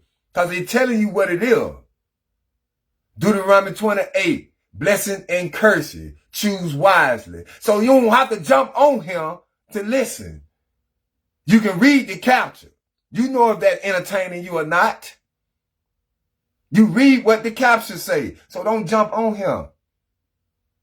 Stay in your wickedness. Because you're part of the 2/3. Because of the wickedness. Just like I said. Until they be destroyed. And until thou perish quickly. Until y'all be destroyed and perish quickly. Because of the wickedness of thy doing. Whereby thou hast forsaken me. Y'all forsaken. You not. How he said. What he told Samuel.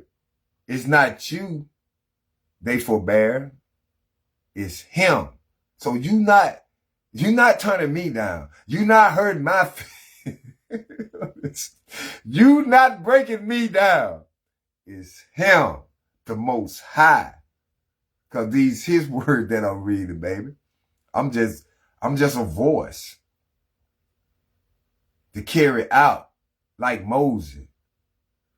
Like who y'all call Jesus. That's all I am. I'm here to carry out. I'm not no prophet.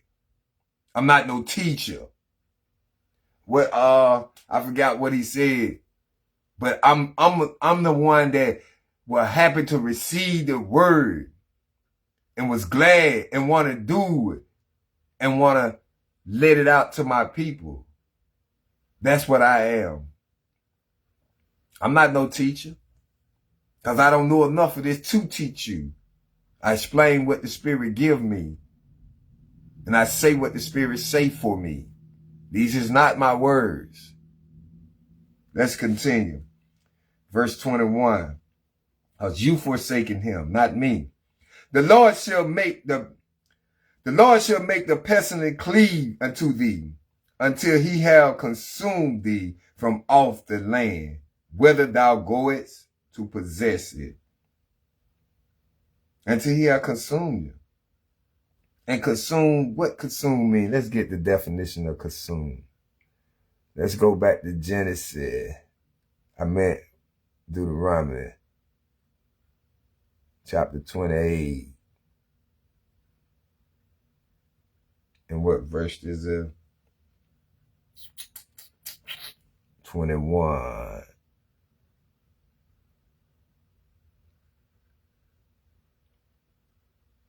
That's bad. And the definition of consume. Consume. Okay, it say eat, drink, or interjects food or drink. Buy goods or service. Use up, resort. Now,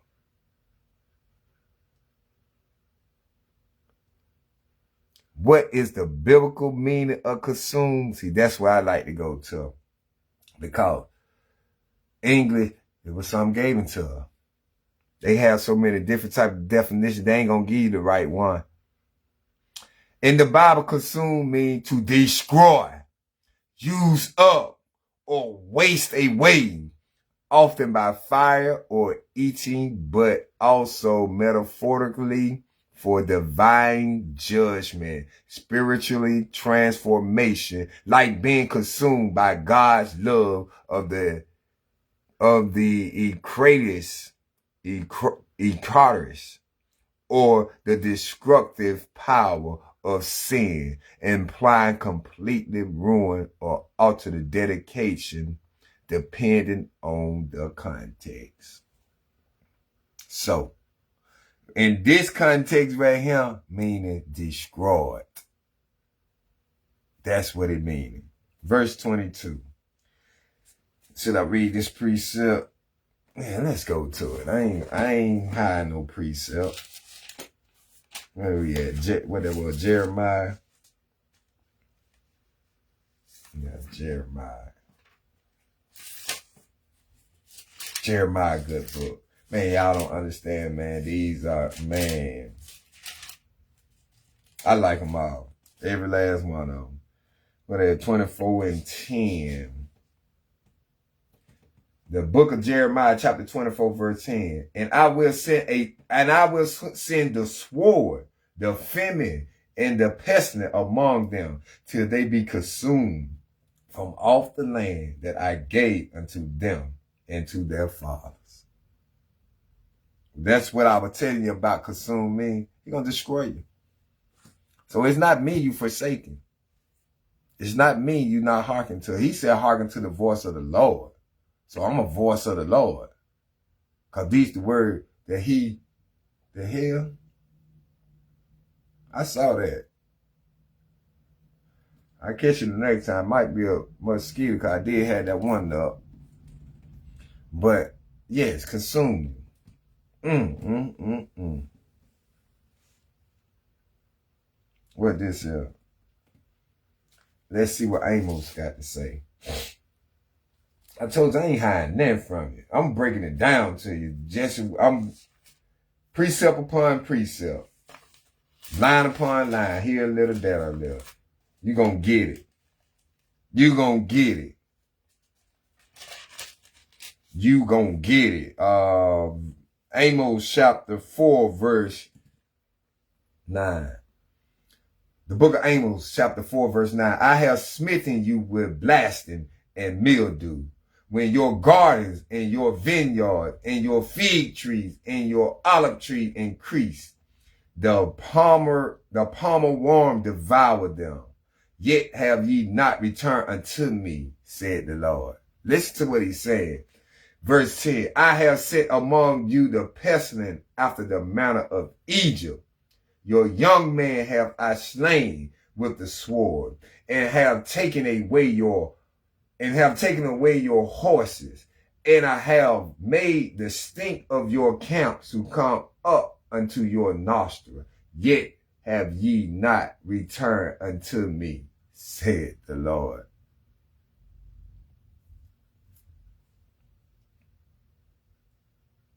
Y'all still ain't came to him.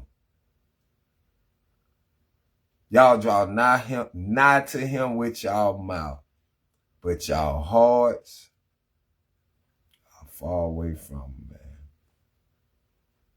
He done did all this, destroying your fruits of your land, destroying your son slain in the street. But y'all say, oh God, they killed my baby. Come back to him. Maybe all that will stop. What if we do the commandments? What y'all think will happen? What if all of us just get together, his people, Israel, and we just start doing the commandment? What y'all think would happen? If he keep telling us that we ain't coming back to him and we ain't keeping his commandment, all these things coming upon us. Now, if we start doing the commandment, what do you think will happen? That's something make you say, Wow.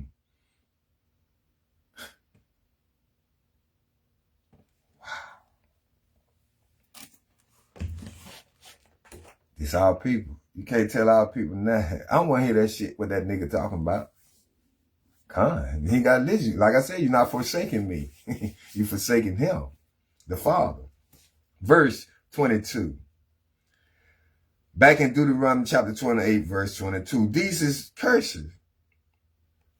The Lord shall smite thee with a curse.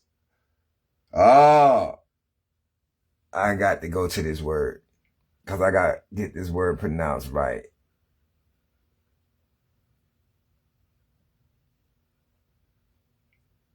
I don't know what this word, how to pronounce this word. Consumption. Okay. The Lord shall smite. As a matter of fact, let me get the definition of the using up of a resource, a wasting disease, especially Polymarna tuberculosis. A disease, tuberculosis. What does the word consumption means in the Bible? In the Bible, consumption parallel referred to a severe wasteland disease like tuberculosis or meliorated wasting, often described as divine judgment or disobedience, but it also means to use up, destroy, or be utterly transformed, applying to consuming fire, God's judgment, holiness, consuming offering, or spiritually consuming Christ. Communion. So, consumption. Did I say it right again? Consumption. He said, where we were, verse 22, the Lord shall smite thee with a consumption, with a fever, and with an inflammation, is I'm saying that word right. See, that's what I use my smartphone for and AI for. They hate me. It ain't even saying that I used to never see this. Inflammation is the body's natural immune response to injury, infection, or irritation designed to protect and heal damaged tissue. So your inflammation is something to protect you when you get hurt or something, fight for a disease or irritation, infection, anything that's supposed to protect you, the inflammation. So he said, verse 22 again, the Lord shall smite thee with a consumption, and with a fever, and with inflammation, and with an extreme burning, and with the sword, and with blasting, and with mildew, and they shall pursue thee until thou perish. So, this the curse. All this what we going through. The same thing like the disease where he said, if you keep my commandment, you hearken to my voice, all what I did to Egypt, these diseases will not come upon you. But you can actually see that our ancestors did not hearken to the voice of the Lord. They did not diligently listen to the voice of the Lord. Because all this come upon us. All this. Verse 23. And thy heaven that is over thy head shall be brass, and the earth that is under thee shall be iron.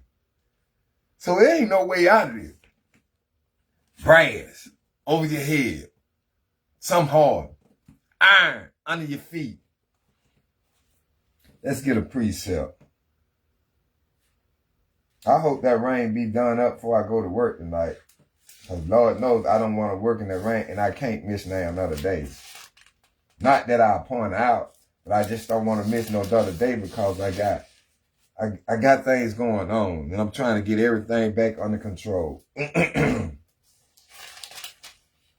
if I get this other job. Haggai, chapter 1, verse 10. Therefore the heaven over you is stayed for dew, and the earth is stayed from her fruits. Meaning it ain't nothing gonna proceed, ain't nothing gonna profit out of this. Nothing. It is brass above your head, iron above your feet. What can you do? I gotta get in here and cook some dinner too. Where we at? Verse 20. Oh, let me go to this precept. Let's see what this precept is saying. This is my Bible here. This one I got the precept up. But this one right here I'm reading, I ain't even through precept either. Leviticus chapter 26, verse 19.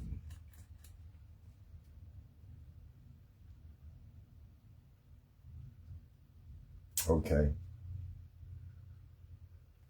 This one said like back because it said the brass, what it said in 28. He said, and thy heaven that is over thy head shall be brass, and the earth that is underneath shall be iron. Leviticus 26 and 19 read, and I will break the pride of your power, and I will make your heaven as iron and your earth as brass. Hard, baby. I prefer to come back to the commandment. Verse 24. The Lord shall, back to Deuteronomy chapter 28, verse 24. The Lord shall make the rain of the land, thy land, powder and dust. From heaven shall it come down upon thee until thou be destroyed. Well, I can use this for that. 29 and 23.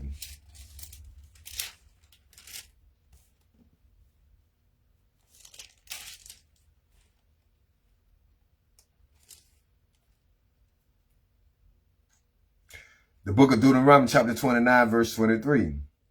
And that the whole land thereof is brimstone and salt and burning, that it is not sown, nor beareth, nor any grass groweth therein, like the overthrow of Sodom and Gomorrah.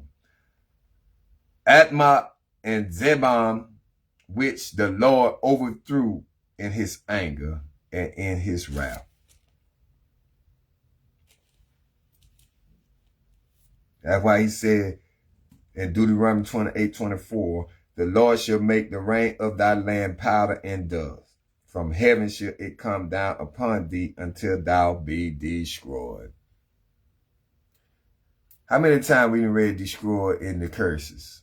And this is what we been. Y'all don't see this happen to us. Our land ain't increasing. Meaning our fruits ain't growing. Our kids coming out, they ain't blessed because they cursed. They confused.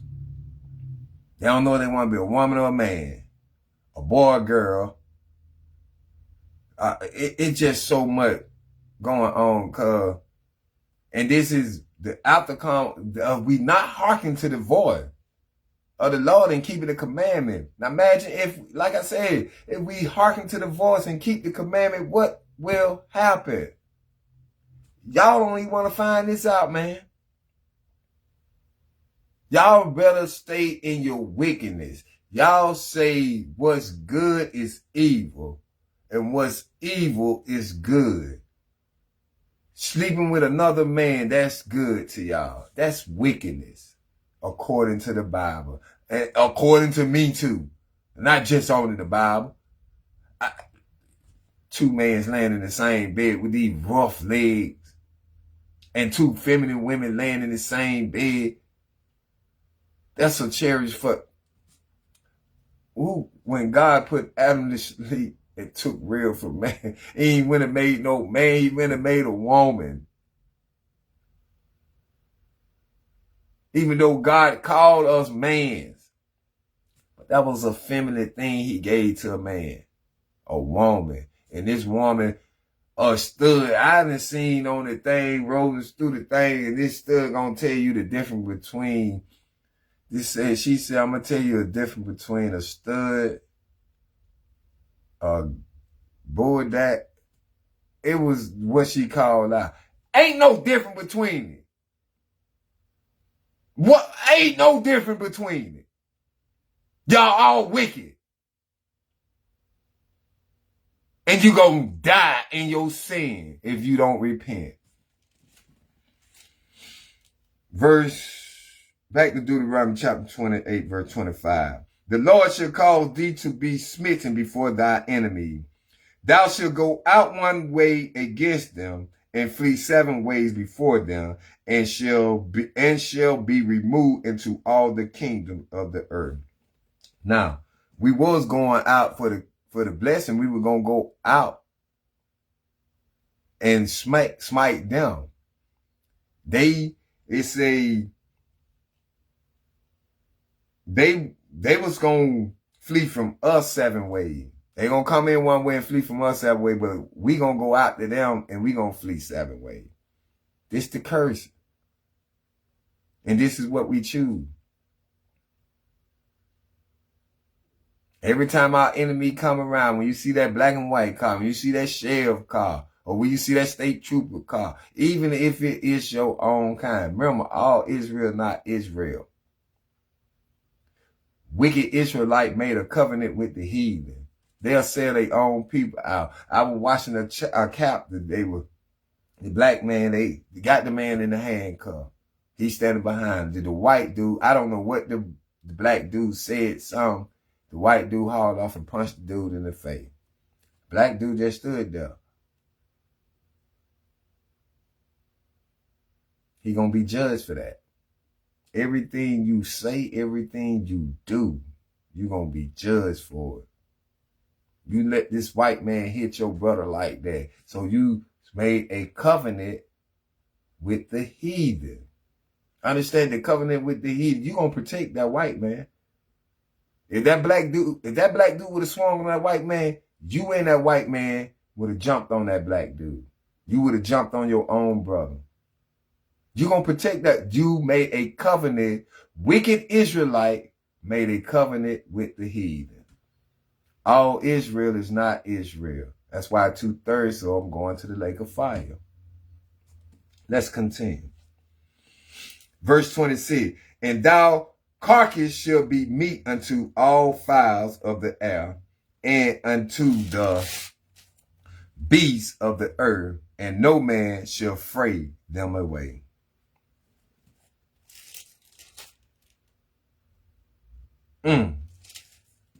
Precept.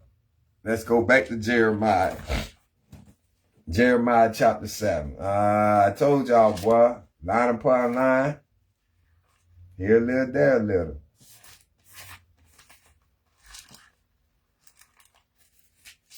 Y'all will get the understanding of it. It'll make you want to read it. When you see who the curse is coming upon, then you'll know who you are. It's the book of Jeremiah, chapter 7, verse 33. And the carcass of this people shall be meat for the fowls of the heaven, and for the beasts of the earth, and none shall fray them away. Then will I cause to cease from the city of Judah, that's the tribe, the so-called the Negroes, and from the street of Jerusalem, that's Israel, the other 10 tribes, the voice of myrrh, and the voice of gladness, the voice of the bridegroom, and the voice of the bride, for the land shall be desolate. And that's exactly what they're doing. Let's go to 15:3. Let's see what that says. The book of Jeremiah, chapter 15, verse 3. And I will appoint over them 4 kinds, said the Lord. The sword to slay, and the dogs to tear, and the fowls of the heaven, and the beasts of the earth to devour and destroy. Wow. Wow. That's going to happen to your carcass. And that will happen to us now. They destroying us all. They trying, but they ain't going to be able to kill us all. They not. We God chosen. You going to kill them wicked ones off for real. And God going to bring some of his chosen ones from doing the righteous. Because man, he going to bring some of them home. So they won't enter none of this. And then when it happened, when you see one walking in the field, well, 2 walking in the field and one going to disappear, that's when the tragedy, the real tragedy going to come. I got to put the phone on charge. The real tragedy going to come. He protecting, he going to bring them up into the cloud. And while Yahweh Shai do his thing with the 144, 1/3 going to be up there in that cloud. See, y'all don't understand this. And that 144 going to fight with the angels in Yahweh Shai. Going to come seeking people out. And he going to destroy it. And if you left him, and you get caught in your sin, left here in your wickedness, you'll be left right here to get destroyed right along with all the rest of them. But y'all don't understand this. Yeah, ain't going to be some still living here. Other nation going to live, because them the one we going to bring back. Because they going to bow down. They going They gonna bow down and hearken. You gonna have some ain't gonna eat. Man, you gonna have some of these folks ain't gonna who? They gonna be fighting against each other, and when the Messiah drop, they gonna turn and try to fight. Man, how can you be the spirit? They gonna try to actually fight this man.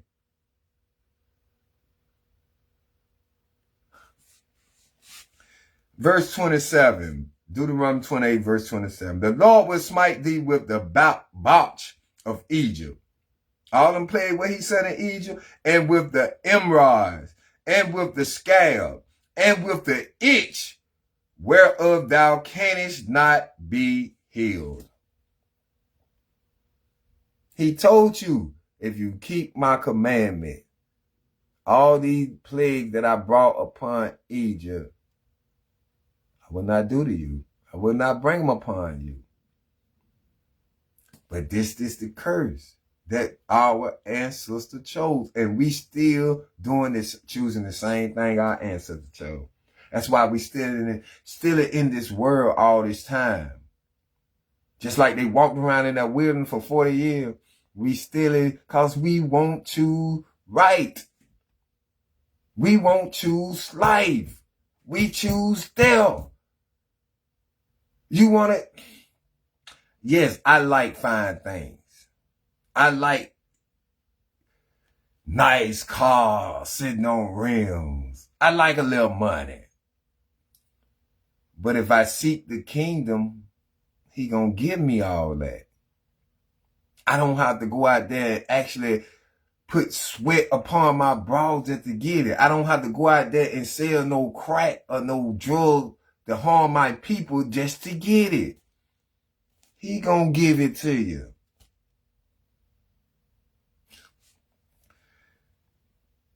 Verse 28. The Lord shall smite thee with madness and blindness and astonishment of heart. Man, I got so much stuff written around here, I don't know which precept go with it. What that is?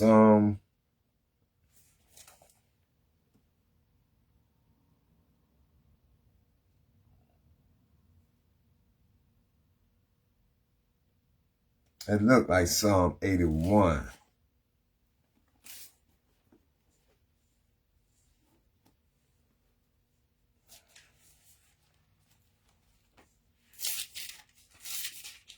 Let me see.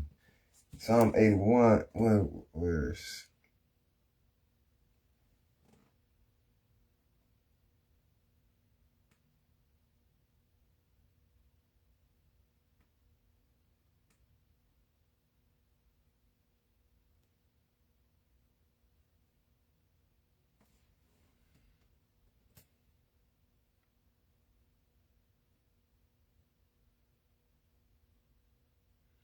I think that's Psalm 81 and 12. He said, the Lord will smite thee with madness and blindness and astonishment of the heart. Yeah, okay. This is what I was telling y'all. This is the book of Psalm chapter 81 verse 12. So I gave them up unto their own hearts. Love, I told you, what you desire, he give to you. He gave you up to your own desires. This is what you desire, the wickedness. He said, verse 12 again, so I gave them up unto their own heart, love, and they walked in their own counsel. You walked in your own understanding. You thought that made you a big man. I'm talking about like they said it. Cause some folk be in this 20 years and they'll go back to that old them. Some folks don't even be in it that long. This the parable of the sower and of the seed. See, read that. It's the parable. This is what Jesus talked about. He gave it to him in parable. It's the parable of the sower and of the seed. I know an old female, a sister. I'm gonna still call her a sister, but she done bad off. She's not in the truth no more. It was something in that world she wanted. And she got it. Now she enjoying herself. She all on Facebook enjoying herself. What you gonna tell the Lord when that day come? You ain't no, I don't know, cause they say it's better for you not to know the truth than you knowing it. But she know the truth. And she turned her back on it. I don't know, can she be saved again? I don't know. But it was something in that world what she want, and she got it. He gives you what your heart.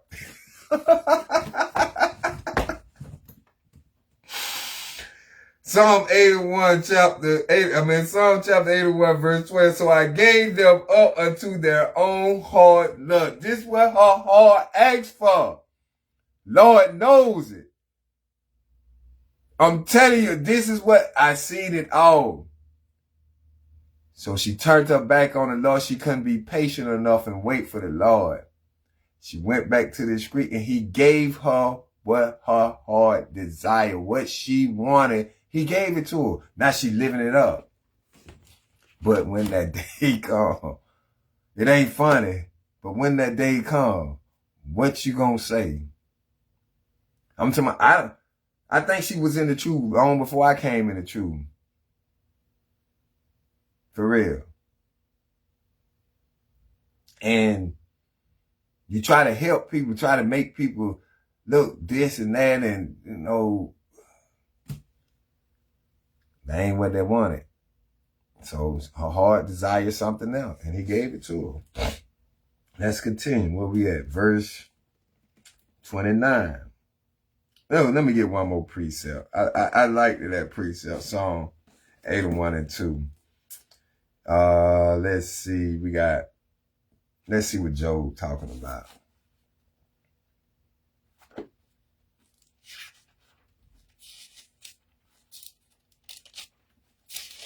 This along with him, I don't think I'd be able to put this on I'm not worried about I'm going to read it over again when I do the reading of the Bible.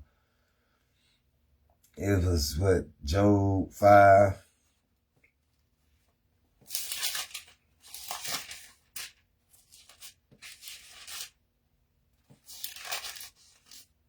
And 14. Nah, that go to something. That one go to the next one. So let's see. Matthew. That go to Matthew. I'm going to slow down on the precept because I got so many precepts. I'm going to slow down on them so we can go and finish this off. Because I already know I've been on here about an hour and some 9. Matthew chapter 17.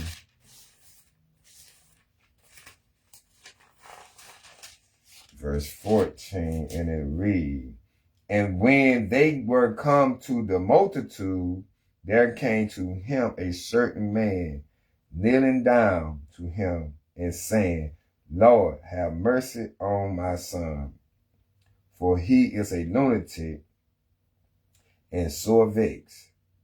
For oft time he falleth into the fire and often into the water.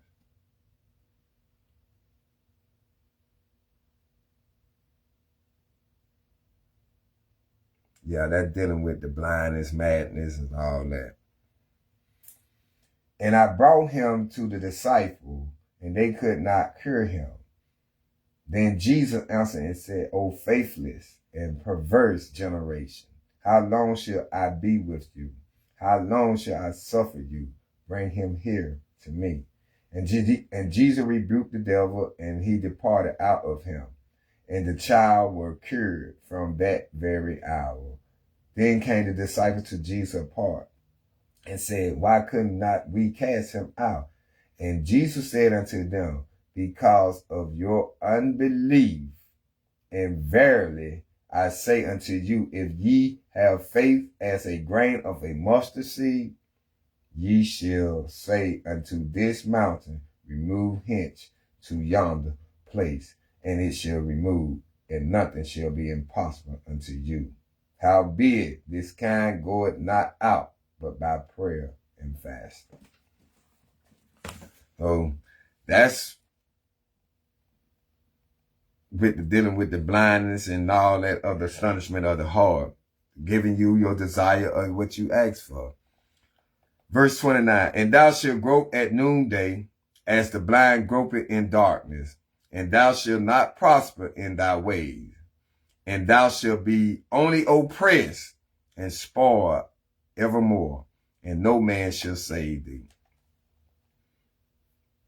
28:6-8, we already know. Verse 30, thou shalt be trodden a wife, and another man shall lie with her.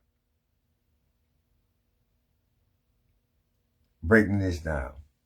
Back in slavery, when we got married, who was this first one to sleep with him? The slave master, the master. Take your wife, y'all done just got married, take your wife and go sleep with her. Wickedness. And bring her back to you. Now she probably got pregnant by this white man and everything. This what I'm telling you. Thou shalt be tried a wife. This ain't telling you that thou shalt be tried a wife and she should go out there and cheat. This ain't telling you about the adultery and all that.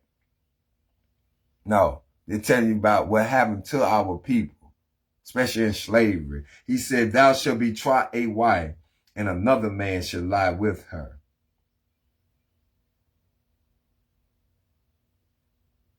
Thou shalt build an house, and thou shalt not dwell therein. Thou shalt plant a vineyard, and shalt not gather the grapes thereof. Meaning you'll build a house and they're gonna kick you out the house. You'll plant a vineyard. They'll take over your food. These the things. This is a curse on us. Now keep on reading these curses. Verse 31.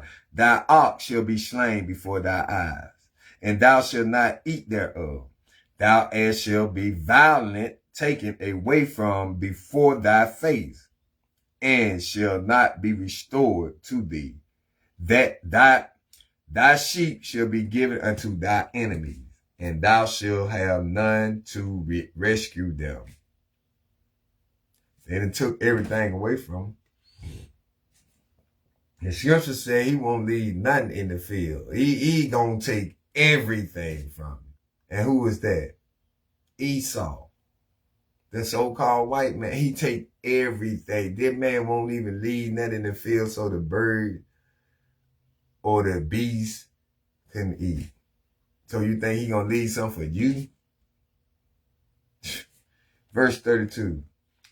Thy sons and thy daughters shall be given unto another people, and thy eyes shall look and fail with longing for them all the day long, and there shall be no might in thy hand. When this happened? When we was in slavery.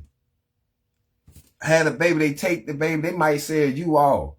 Might say the baby off. Thou sons and daughters shall be given unto another people. Now tell me who this fit? If you can't see that this fit you, baby, Israelite, y'all need to pray for him to take that delusion off. Verse 33, the fruit of thy land in all thy labors shall a nation which thou knowest not eat up, and thou shalt be only oppressed and crushed away. You're going to have to go to the white man for food. Verse 34, so that thou shalt be mad for the sight of thy eye, which thou shalt see. Verse 35, the Lord shall smite thee in the knee and in the leg with a sore spot that cannot be healed, from the soles of thy foot unto the top of thy head. Curses we brought upon ourselves. Verse 15 said, if thou wilt not hearken unto the voice of thy Lord, all these curses we read came upon us, because we did not hearken.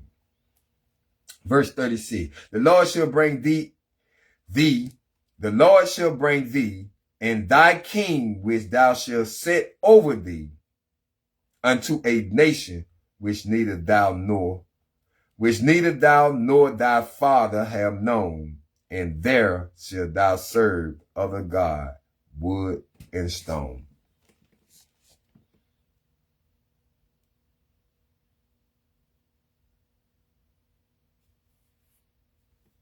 That your father never known. And we gonna serve wood and stone. And what y'all do? Serve wood and stone. For real.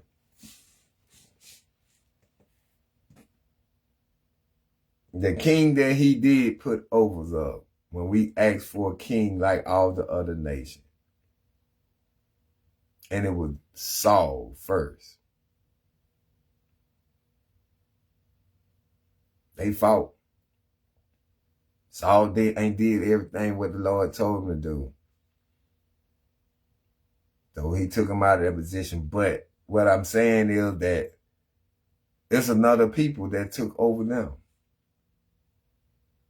Even though he's the king of Israel, that king had to listen to the other people that were put over him. He had to go through them to get everything right. Verse 37. And thou shalt become an astonishment, a proverb, and a byword among all nations, whether the Lord shall lead them. You should become an astonishment, a proverb, and a byword. Nigger. Wetback.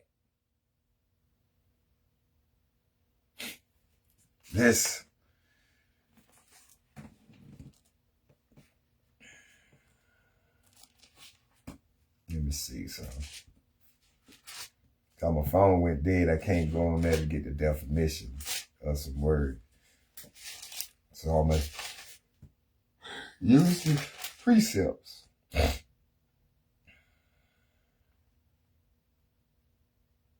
The book of Isaiah chapter 65 verse 8. And ye shall leave your name for a curse unto my chosen. For the Lord God shall slay thee and call his servants by another name. So us being called Israel, we've been called anything. Like my last name, Wigfall. I'm an Israelite. My last name, Israel. This is what they gave us. What they just read in Job, and I'm in Deuteronomy. And thou shalt become an astonishment, a proverb, and a byword among all nations, whether the Lord shall lead thee. Nigger. It became a byword, an astonishment, a proverb.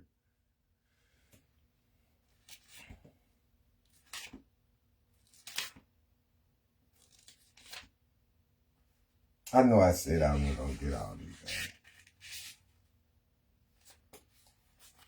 I just want to get one. Look this here.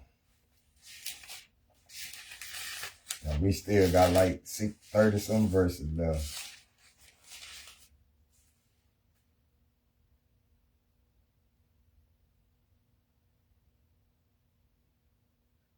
We ain't gonna worry about that one. Now they're talking about the byword. Am I astonishment or a byword? Verse 38. Thou shalt carry much seed out into the field, and shalt gather but little in, for the locust shall consume it. This is what he taking over from the land, what he said. Your land ain't gonna prosper. Verse 39. Thou shalt plant vineyards and dress them, but shalt neither drink of the wine, nor gather the grape, for the worm shall eat them. Verse 40. Thou shalt have olive trees throughout all thy coast, but thou shalt not anoint thyself with the oil, for thy olive shall cast his fruit. They got all that olive oil in that stove, and don't tell what all they mix with it. It ain't pure olive oil. Verse 41. Thou shalt beget sons and daughters, but thou shalt not enjoy them, for they shall go into captivity. At birth, they taking them away from you, raising them, making you teach them how to be slaves. Because they're going to go in, what it just said, go into captivity. Who this happened to? I don't think on about what we reading. Read this Deuteronomy 28 for y'allself. Let's continue. All thy trees and fruit of thy land shall the locust consume. 43. The stranger that is within thee shall get up above thee very high, and thou shalt come down very low. What he said? He told him we're going to be the head and not the tail. But what we are, we the tail and not the head. All these strangers came above us. And we got down very low. That's why I would tell you, all nation has something dealing with our oppressed, our captivity. All nation. What he had told you, this is something that ain't been done happened to nobody else but us. Verse 44. He shall lend to thee, and thou shalt not lend to him. He shall be the head, and thou shalt be the tail. You not going to be the head. You going to be the tail. He going to lend to you. And you ain't going to lend to him. But in the blessing, you was going to lend to him. And you was going and wasn't going to borrow nothing from him. You was going to be the head and not the tail. We the tail and not the head. Verse 45. Moreover, all these curses shall come upon thee and shall pursue thee and overtake thee till thou be destroyed. Till thou be destroyed. Why? Because thou hearkenest not unto the voice of the Lord thy God, to keep his commandment and his statute, which he commanded thee. And we still can't return to this man yet. You got some of us ill, and some of us that ill falling out of it. Because they ain't got the patience to wait. They can't endure to the end. It's so much come upon me, baby. It make me want to take my life. It make me want to break down and cry. It just make me want to give up. But I can't. I'm a child of God. I'm a soldier. I can't. That's why he said, endure until the end, until my end of my time or into the end of this world time. I'm going to endure it. Verse 46. And they shall be upon thee for a sign. See, all these curses upon, this to let you know that who you are, that you are that chosen of Israel, that you are them Israelite. He said, and they shall be upon thee for a sign and for a wonder, and upon thy seed forever. These curses, what he talking about, Salakin? That to show you, these are signs. These curses, these signs, let you know that you are the Israelite. Let you know that you are God's chosen people. Verse 47. Because thou servest not the Lord thy God with joyfulness and with gladness of the heart, for the abundance of all things. 48. Therefore shalt thou serve thy enemies, which the Lord shall send against thee, in hunger and in thirst and in nakedness and in want of all things. And he shall put a yoke of iron upon thy neck until he have destroyed thee. So that meaning you ain't want to serve the Most High, but you're going to serve the enemies that I sent to you. Now you got to go to them for your water. You got to go to them for your food. You got to go to them for your clothing. You don't own nothing. don't even barely own the clothes that on your body. You don't own nothing. You had to get all this from the white man. Okay, this woman got her shop. They got their shop and they make their clothes. But who he had to go get all that from? You don't own nothing.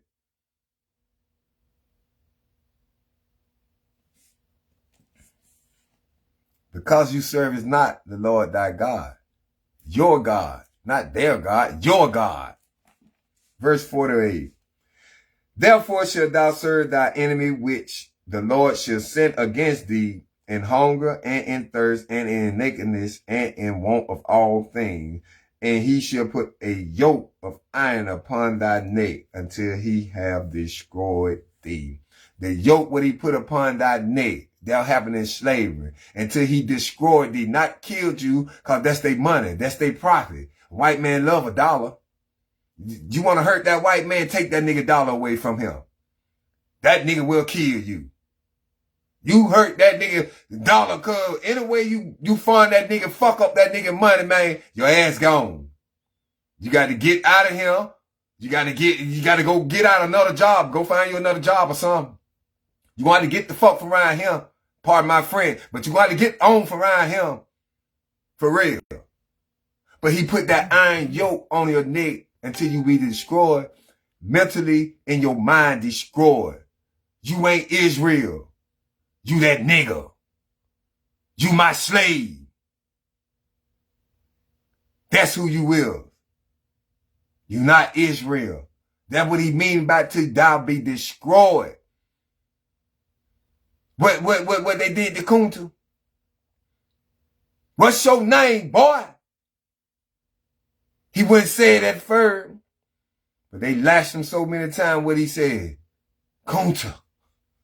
Kunta Kinte. This is what it's talking about, man. These are the signs. Man, y'all don't know. But y'all try to forget. That's old. What that man said, forever upon thy seed. Why don't we just forget all about that? We go vote. Y'all done did all that voting, like I said, and you still in the same predicament. You ain't black if you don't vote for me. He win the seat and pass a bill for the Asian. Not no nigger.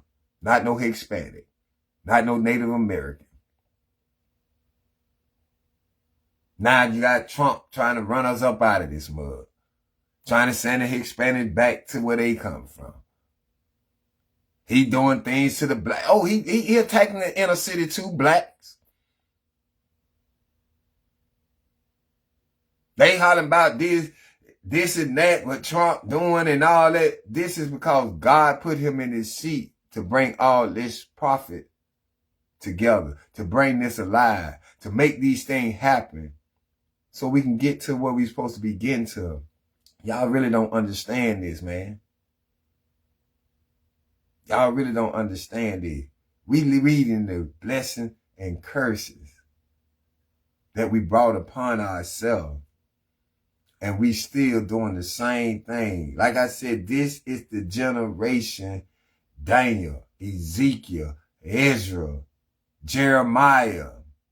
This is the generation that they talked about in this Bible. So we live in the last days. We in our last captivity. We had 7 captivities. In America, it's the last captivity. You had Egypt was the first one. You had the next captivity we go into was the Syrian. Then you got the Babylonian. Then you got the Persian Media. Then you got the Greeks. Then you had the Roman. Then you got America. But we too busy cause we gotta go out here and get this celebration for this Valentine. We ain't thinking about nothing else. We gotta go out here and worship this other God. We gotta bow down to this tree. We gotta do this. We gotta do that. He said his sign gonna be put upon us forever. What we just read in verse 46.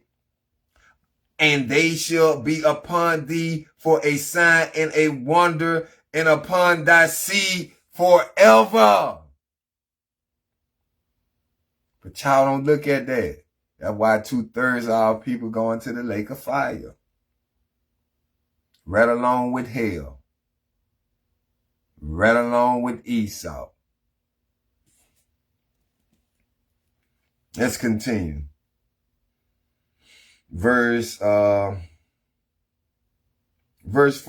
The Lord shall bring a nation against thee from far, from the end of the earth, as swift as the eagle fly, a nation whose tongue thou shalt not understand. Now, from far, them and what the sign do they use? What swift sign do they use? What the sign? What American sign? Ain't it that eagle? What Russia? Ain't it that eagle? Y'all got to understand what this is talking about. Swift as an eagle. They fly high like an eagle. They pronounce themselves as God.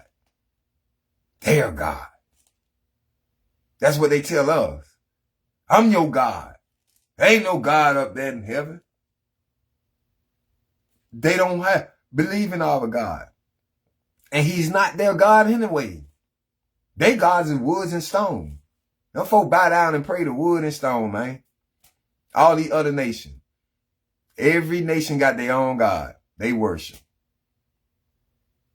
We the only one got a living God, man. The creator of heaven and earth. The creator of everything that in the heaven and earth. We the only one. He said he gonna bring a nation from far, from the end of the earth, as swift as the eagle fly, a nation whose tongue thou shalt not understand. We spoke Hebrew.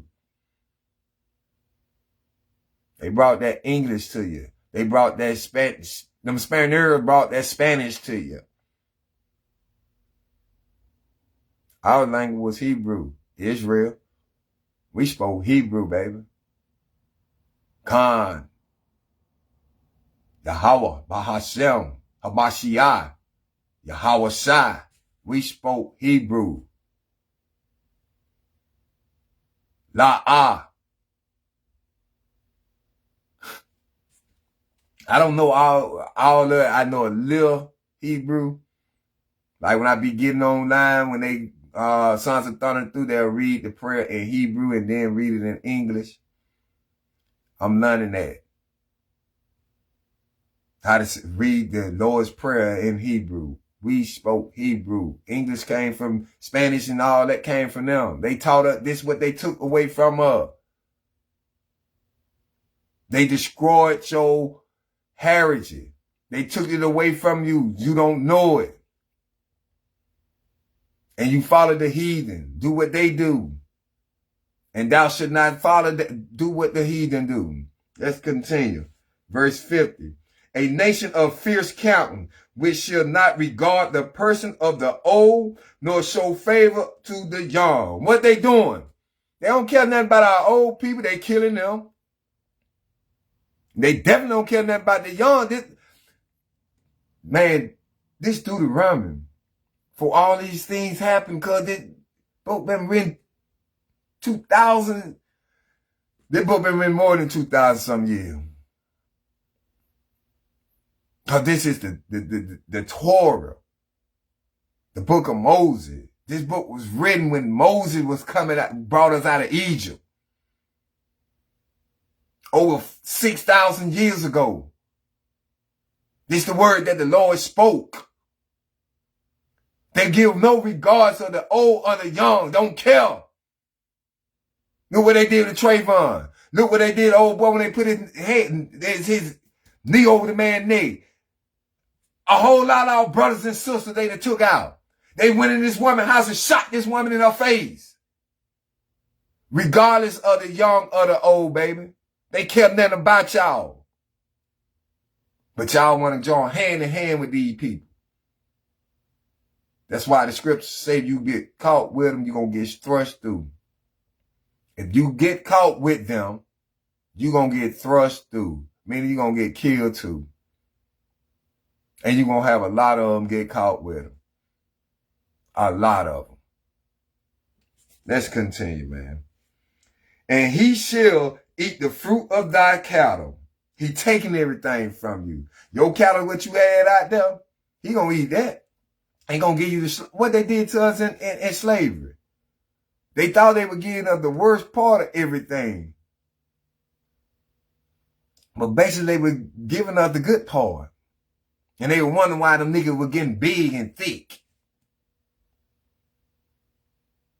Because he thought he was doing something, he was hurting us. But Lord, see, back then, them folk in slavery, them folk knew who their God was. Them folk had just came over here. They knew who their God was. They knew the God of Israel. Why you think they had these songs? Swing low, swing chariot, coming for the carrier. Them folks know who they was. They beat that out of them. Man, y'all come on, man. Come on, family. This is not hard to, like I said, imagine what he said if we hearken to the voice of the Lord and keep his commandment. What would y'all think go on? What would y'all think will happen?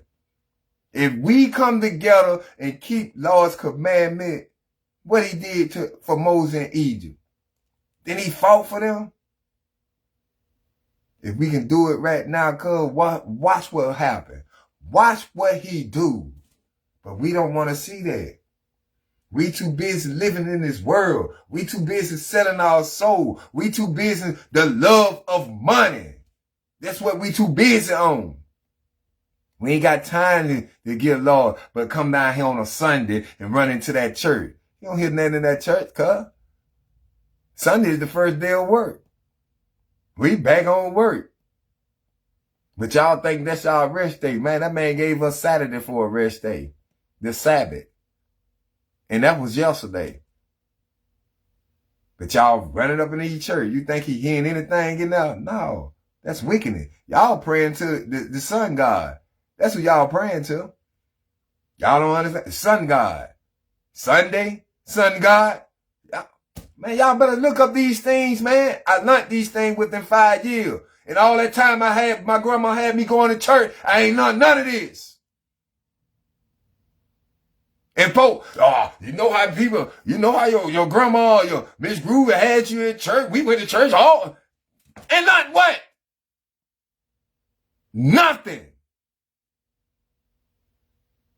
Nothing. I learned all this in 5 years. And still learning more. Because who guided me? The Most High. What he said, a good understanding come to all those who keep my commandment. A good understanding, listen to the word that came out of my mouth. A good understanding come to all those who keep my commandment, who do my commandment.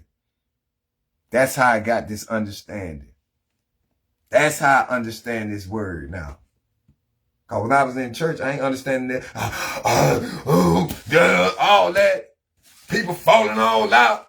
That ain't no Holy Ghost. That ain't the Holy Ghost, cuz.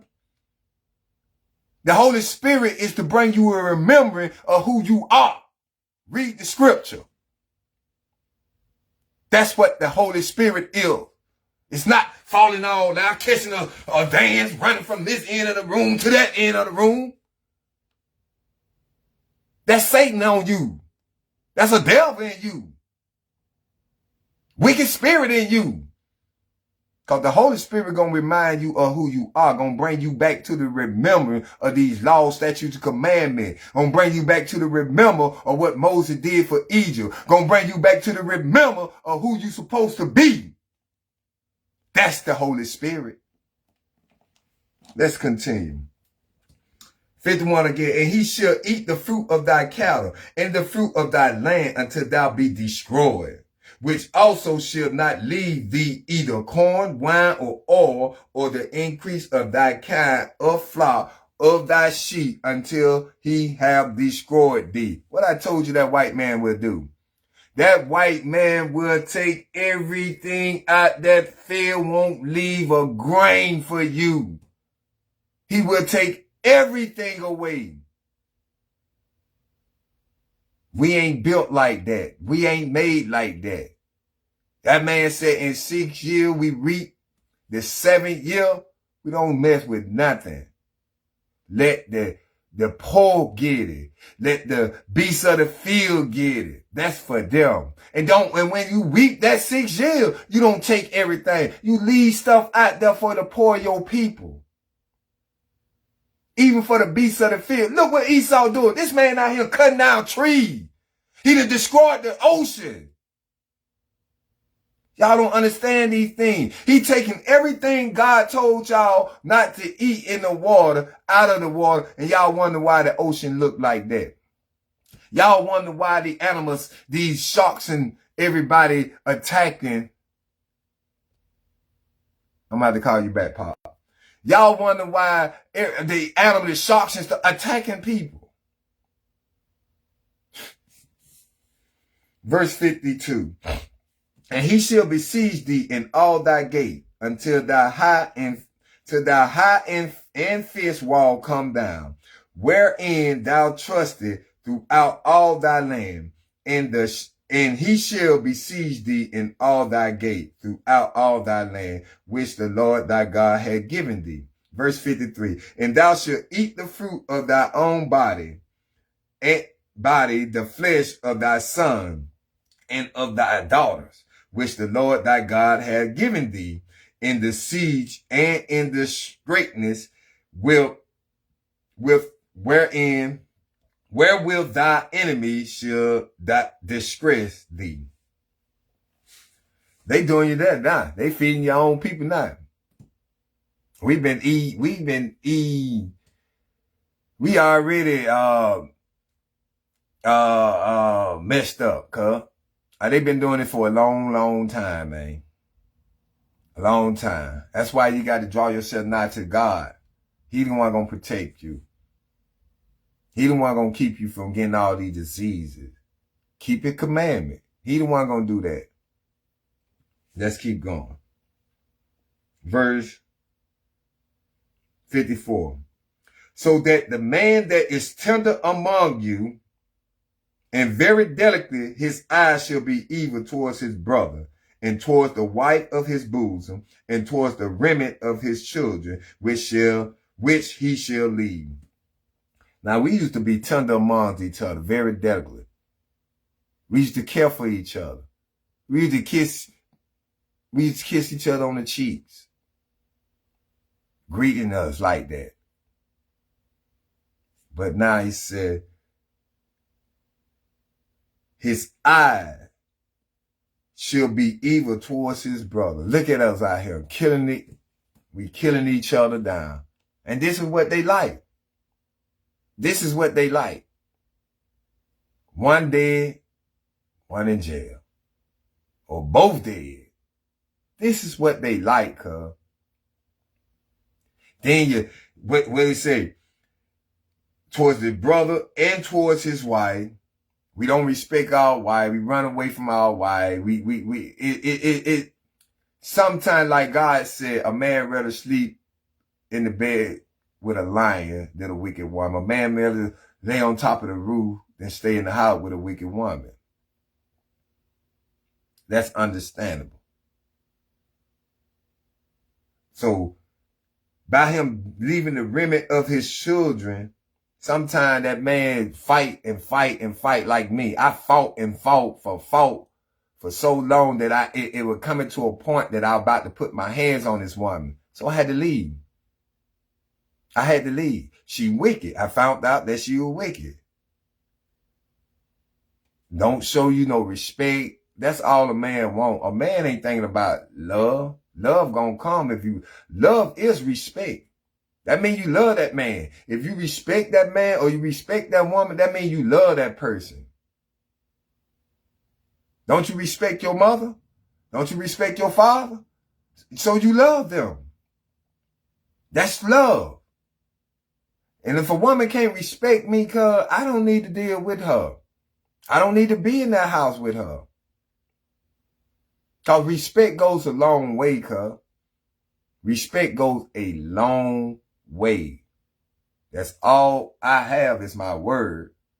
And I'm going to respect my word. If I say I'm going to do it, I'm going to do it. I stand by my word. Let's continue. Verse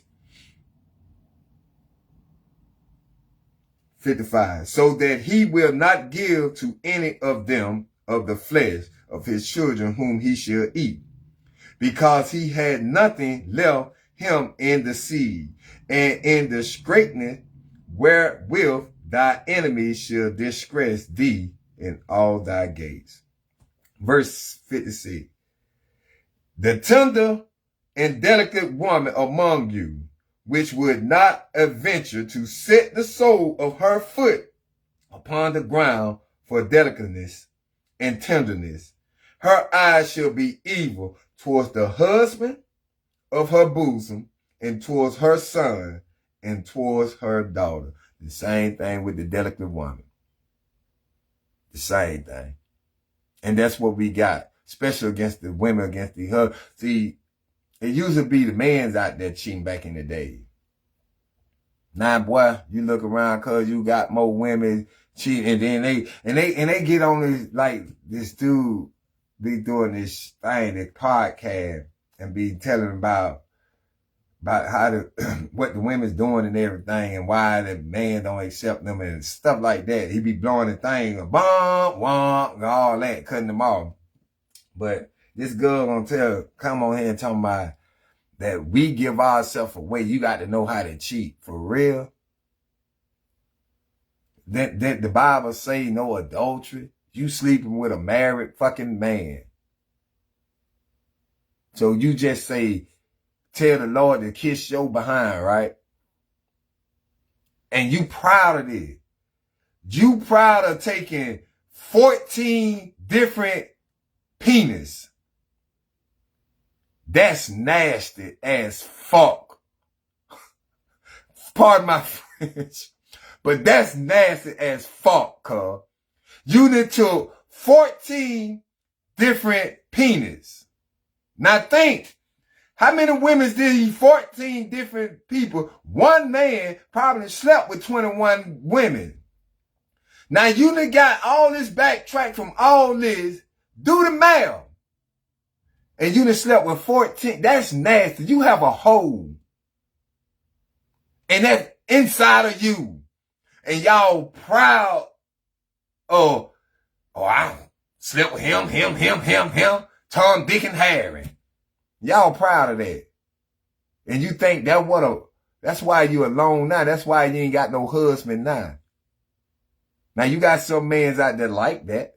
But no, a real man, a godly man, God-fearing man, no. That's why you alone now. That's why you husbandless now. You ain't got no husband. That's nasty. That's pretty nasty. For real. A woman sleeping with all these different men, and you think that's something to be proud of. That's the delusion the Father got upon y'all. Cause that's nasty. Verse 57. And towards her young one that cometh out from between her feet, and towards her children which she shall bear. For she shall eat them for want of all things secretly in the seed and straitness, wherein thy enemy shall disgrace thee in thy gates. In thy gate. This is what Willie Lynch, read about it. This how he turned all women against her. This how he prolonged all women to hate all their children. Cause yes, you got some women's out there, mothers out there envy their child. Mothers out there jealous of their child. That sounds so stupid. And you sit there and raise this child to disrespect her father. You ain't got to listen to him. You ain't got to talk to him. That sorry MF. That MF ain't S. So I'm going to put it on child support. So you bringing another person into your business. All what you doing. And that man greatly glad that you got that man up out that house, that you feel that way about that man. So when the time comes, when they come kicking that door, you ain't got nobody to stand and fight for you. Now you all alone. Now you looking for that man. Cause that other nigga you got laying in the bed beside you, eating up the children's zoom zooms and wham wham, he ain't doing nothing. Can't even help put on that on the bill. But you at this man about child support and he need to do this for his kid. Well, what this nigga laying up beside you doing? Just giving you penis? And you proud of that. Y'all are pitiful. Y'all are sick in the head, Israel. Y'all lack of everything. Pray to the Lord to take the delusion off you. Remember, when you point the finger at somebody else, three fingers pointing back at you. So you have to judge yourself before you try to judge somebody else. You got to clean the yoke out of your eyes before you try to clean the yoke out of somebody else's eyes. You'll come on Facebook and think you're going to get clout talking about this man. Oh, I got him on child support. He paid child support. I told him they turn need clothes or bring something through. He bring this hand me down. The dude already paying child support. I tell him he need to pay something on these bills. And why Tom laying up in the bed with you? What Tom paying? We got to get this thing understandable. You lost, cuz. You lost. Family, you lost. You only want for you. You only want to put them vampire teeth in a man and suck all the life out this man. Now, I'm not just taking up for these men because we got some deadbeat parents out there. But the ones that try to do for their kids, them the ones that I'm taking up for. Because I'm in that category. But they just won't. And they just want to suck the blood out you. They want to suck you for everything you got. Just take it away from them. And when you take it away from them, what that is going to be to you? Nothing. Because he got nothing. Now you can't even depend on him. Y'all are... Let's continue. Verse 58. We almost done. If thou wilt not observe to do all the words of this law that are written in this book, that thou mayest fear the glorious and fearful name, the Lord thy God. What do you say? Keep my commandment. If you ain't gonna do all this, cuz, what it is to you? What? Verse 59. Then the Lord will make thy plagues wonderful, and the plagues of thy seed even great plagues, and of long continuance, and sore sickness, and of long continuance. So, if you listen and hearken and fear the glorious and fear the name of the Lord thy God, the Lord will make thy plagues wonderful. Meaning he gonna increase your thing. Anything you put your hands on, it gonna increase. Your land, your cattle, the body of the fruit of your body, your kids.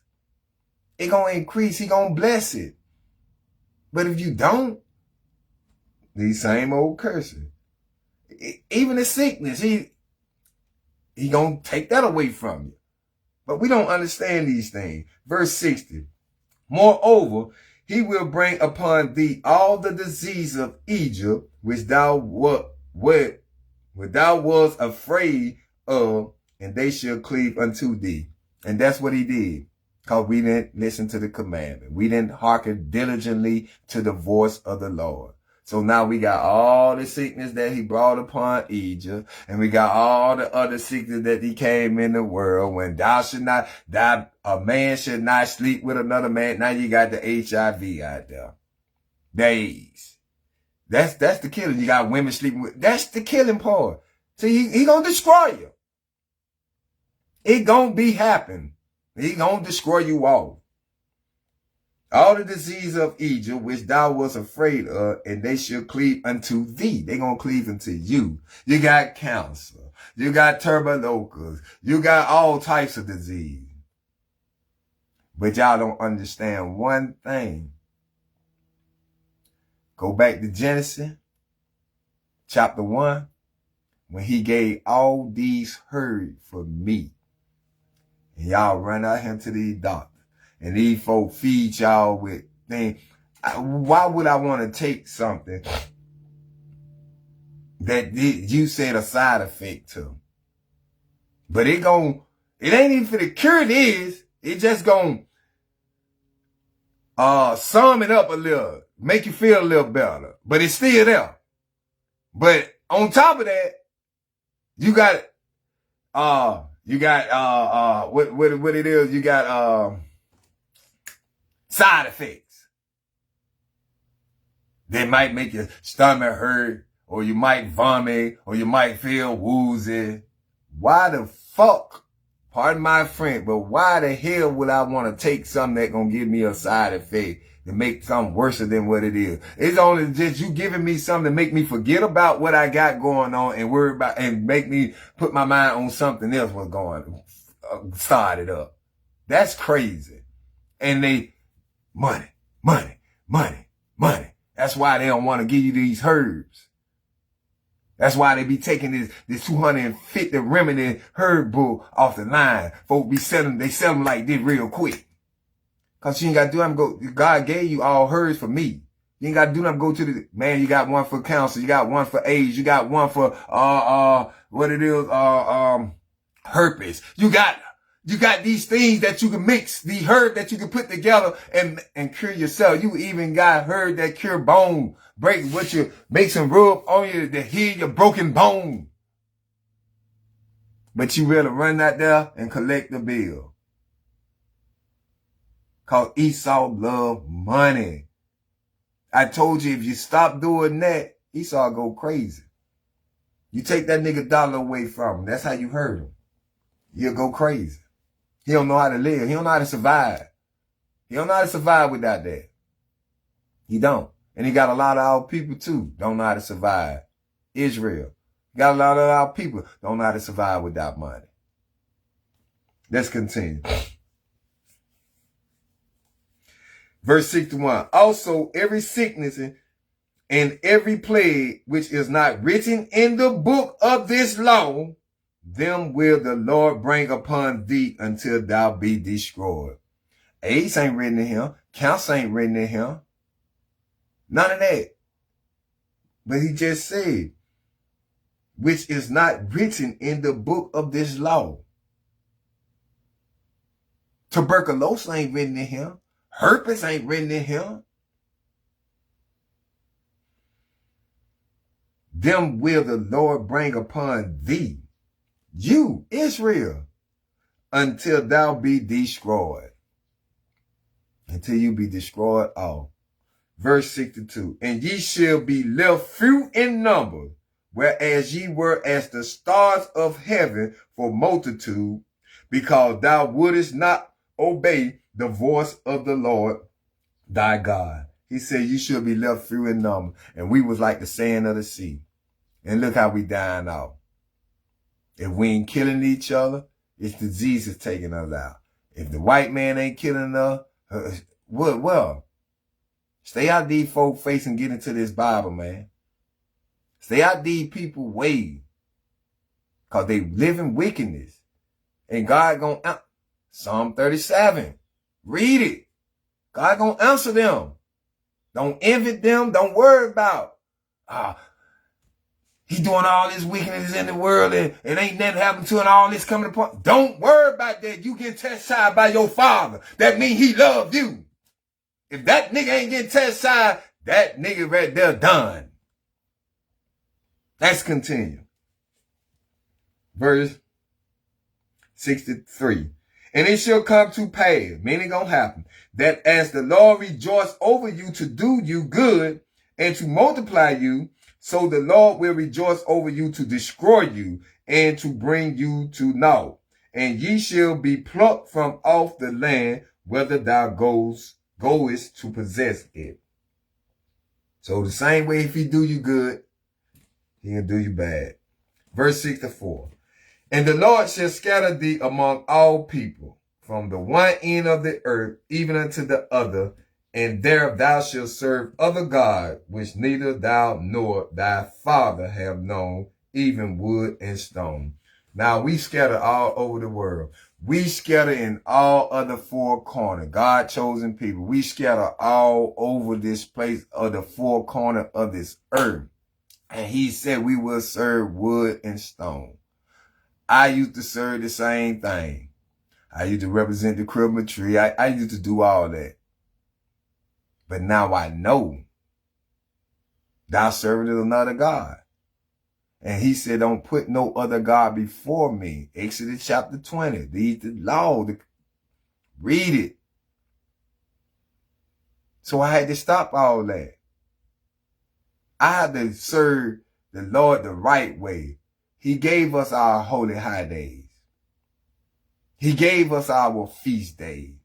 And that's what I have to serve. Verse 65. And among these nations shalt thou find no ease, neither shall the sole of thy foot have rest. But the Lord shall give thee there a trembling heart, and fading of eyes, and sorrow of mind. I know y'all understand that. You already have to work 24/7, damn near 24/7. It's like a clockwise. You set on to a time. Like I got to be at work tonight at 8:50. I'm set on that time because I got to work. I ain't gonna get no rest. So that's why he gave you the Sabbath day to take off, to be holy, to rest that day. Now you out here with a fear and a trembling of heart. You scared. You scared to go out the door. Thou ain't blessed coming in or going out. You nervous when your child walk out that door now. Is my child gonna come back home? Lord, please, praying to the Father. But if your child live in wickedness gonna come upon him. See, if you don't teach that child like he told you, teaching the commandment, teaching the words of the Bible. If you don't teach that child that, what the child low. The child is low. Verse 66, and thy light shall hang in doubt before thee, and thou shalt fear day and night, and shall have none assurance of thy life. You should fear day and night and have no assurance of your life. Just nervous. Just don't know, man, they gonna come kill me today. Or if somebody gonna kick in my door. It can be your own people doing this. All Israel, not Israel. Wicked Israelite made a covenant with the heathen.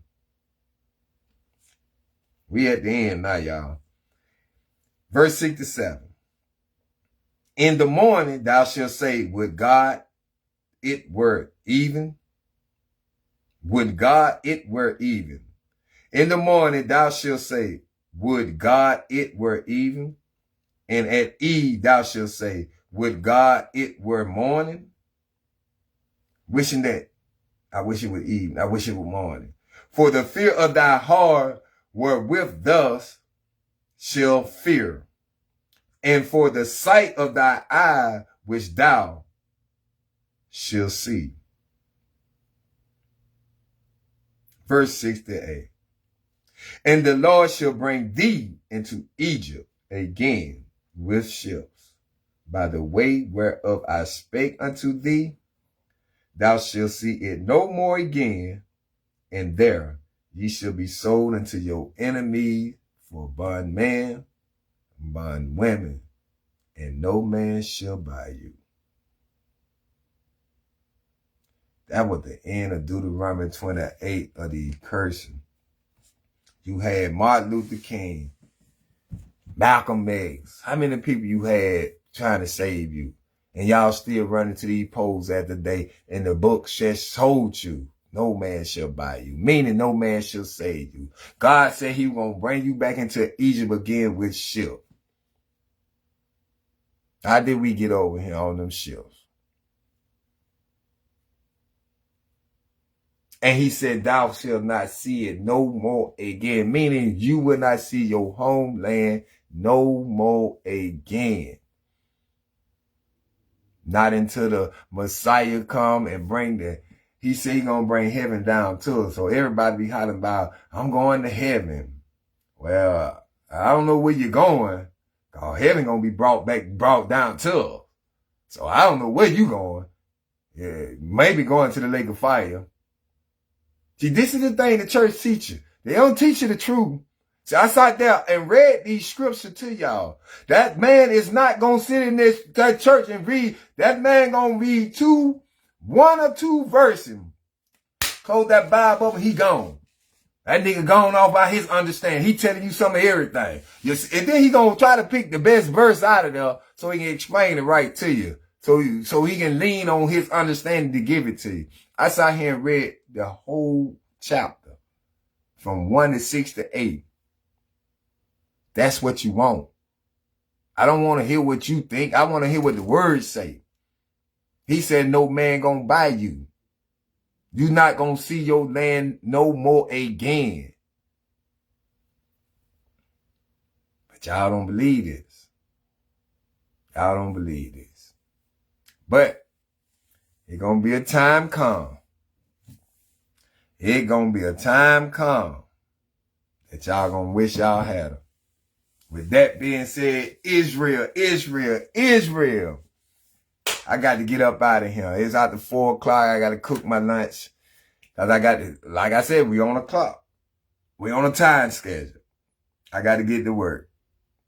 But I'm going to do that. It's the love for the love that I have for the money is to take care of my kids and keep a roof over my head and provide for me. I don't love that money that much to let nothing else go on to sell my soul. No. I don't love that money like that. If I got it, I got it. If I don't, I don't. I'm used to being without. I'm used to not having these things. I'm used to it. So I'm going to be a survivor when the time comes. And best believe it, it shall come to pass. Israel, Israel, Israel. I hope y'all got an understanding out of that. I hope y'all go back and read it. And I hope y'all see that who them curses fit. And maybe it'll change your mind. And maybe he'll put the spirit on you and take the delusion off you. Maybe. I don't know. I'm not the one to say. But I'm so grateful that he did it for me. I used to be the same way, ignorant. But I'm glad he did it for me. With that being said, Kwame Yasharala, family. Kwame Yasharala.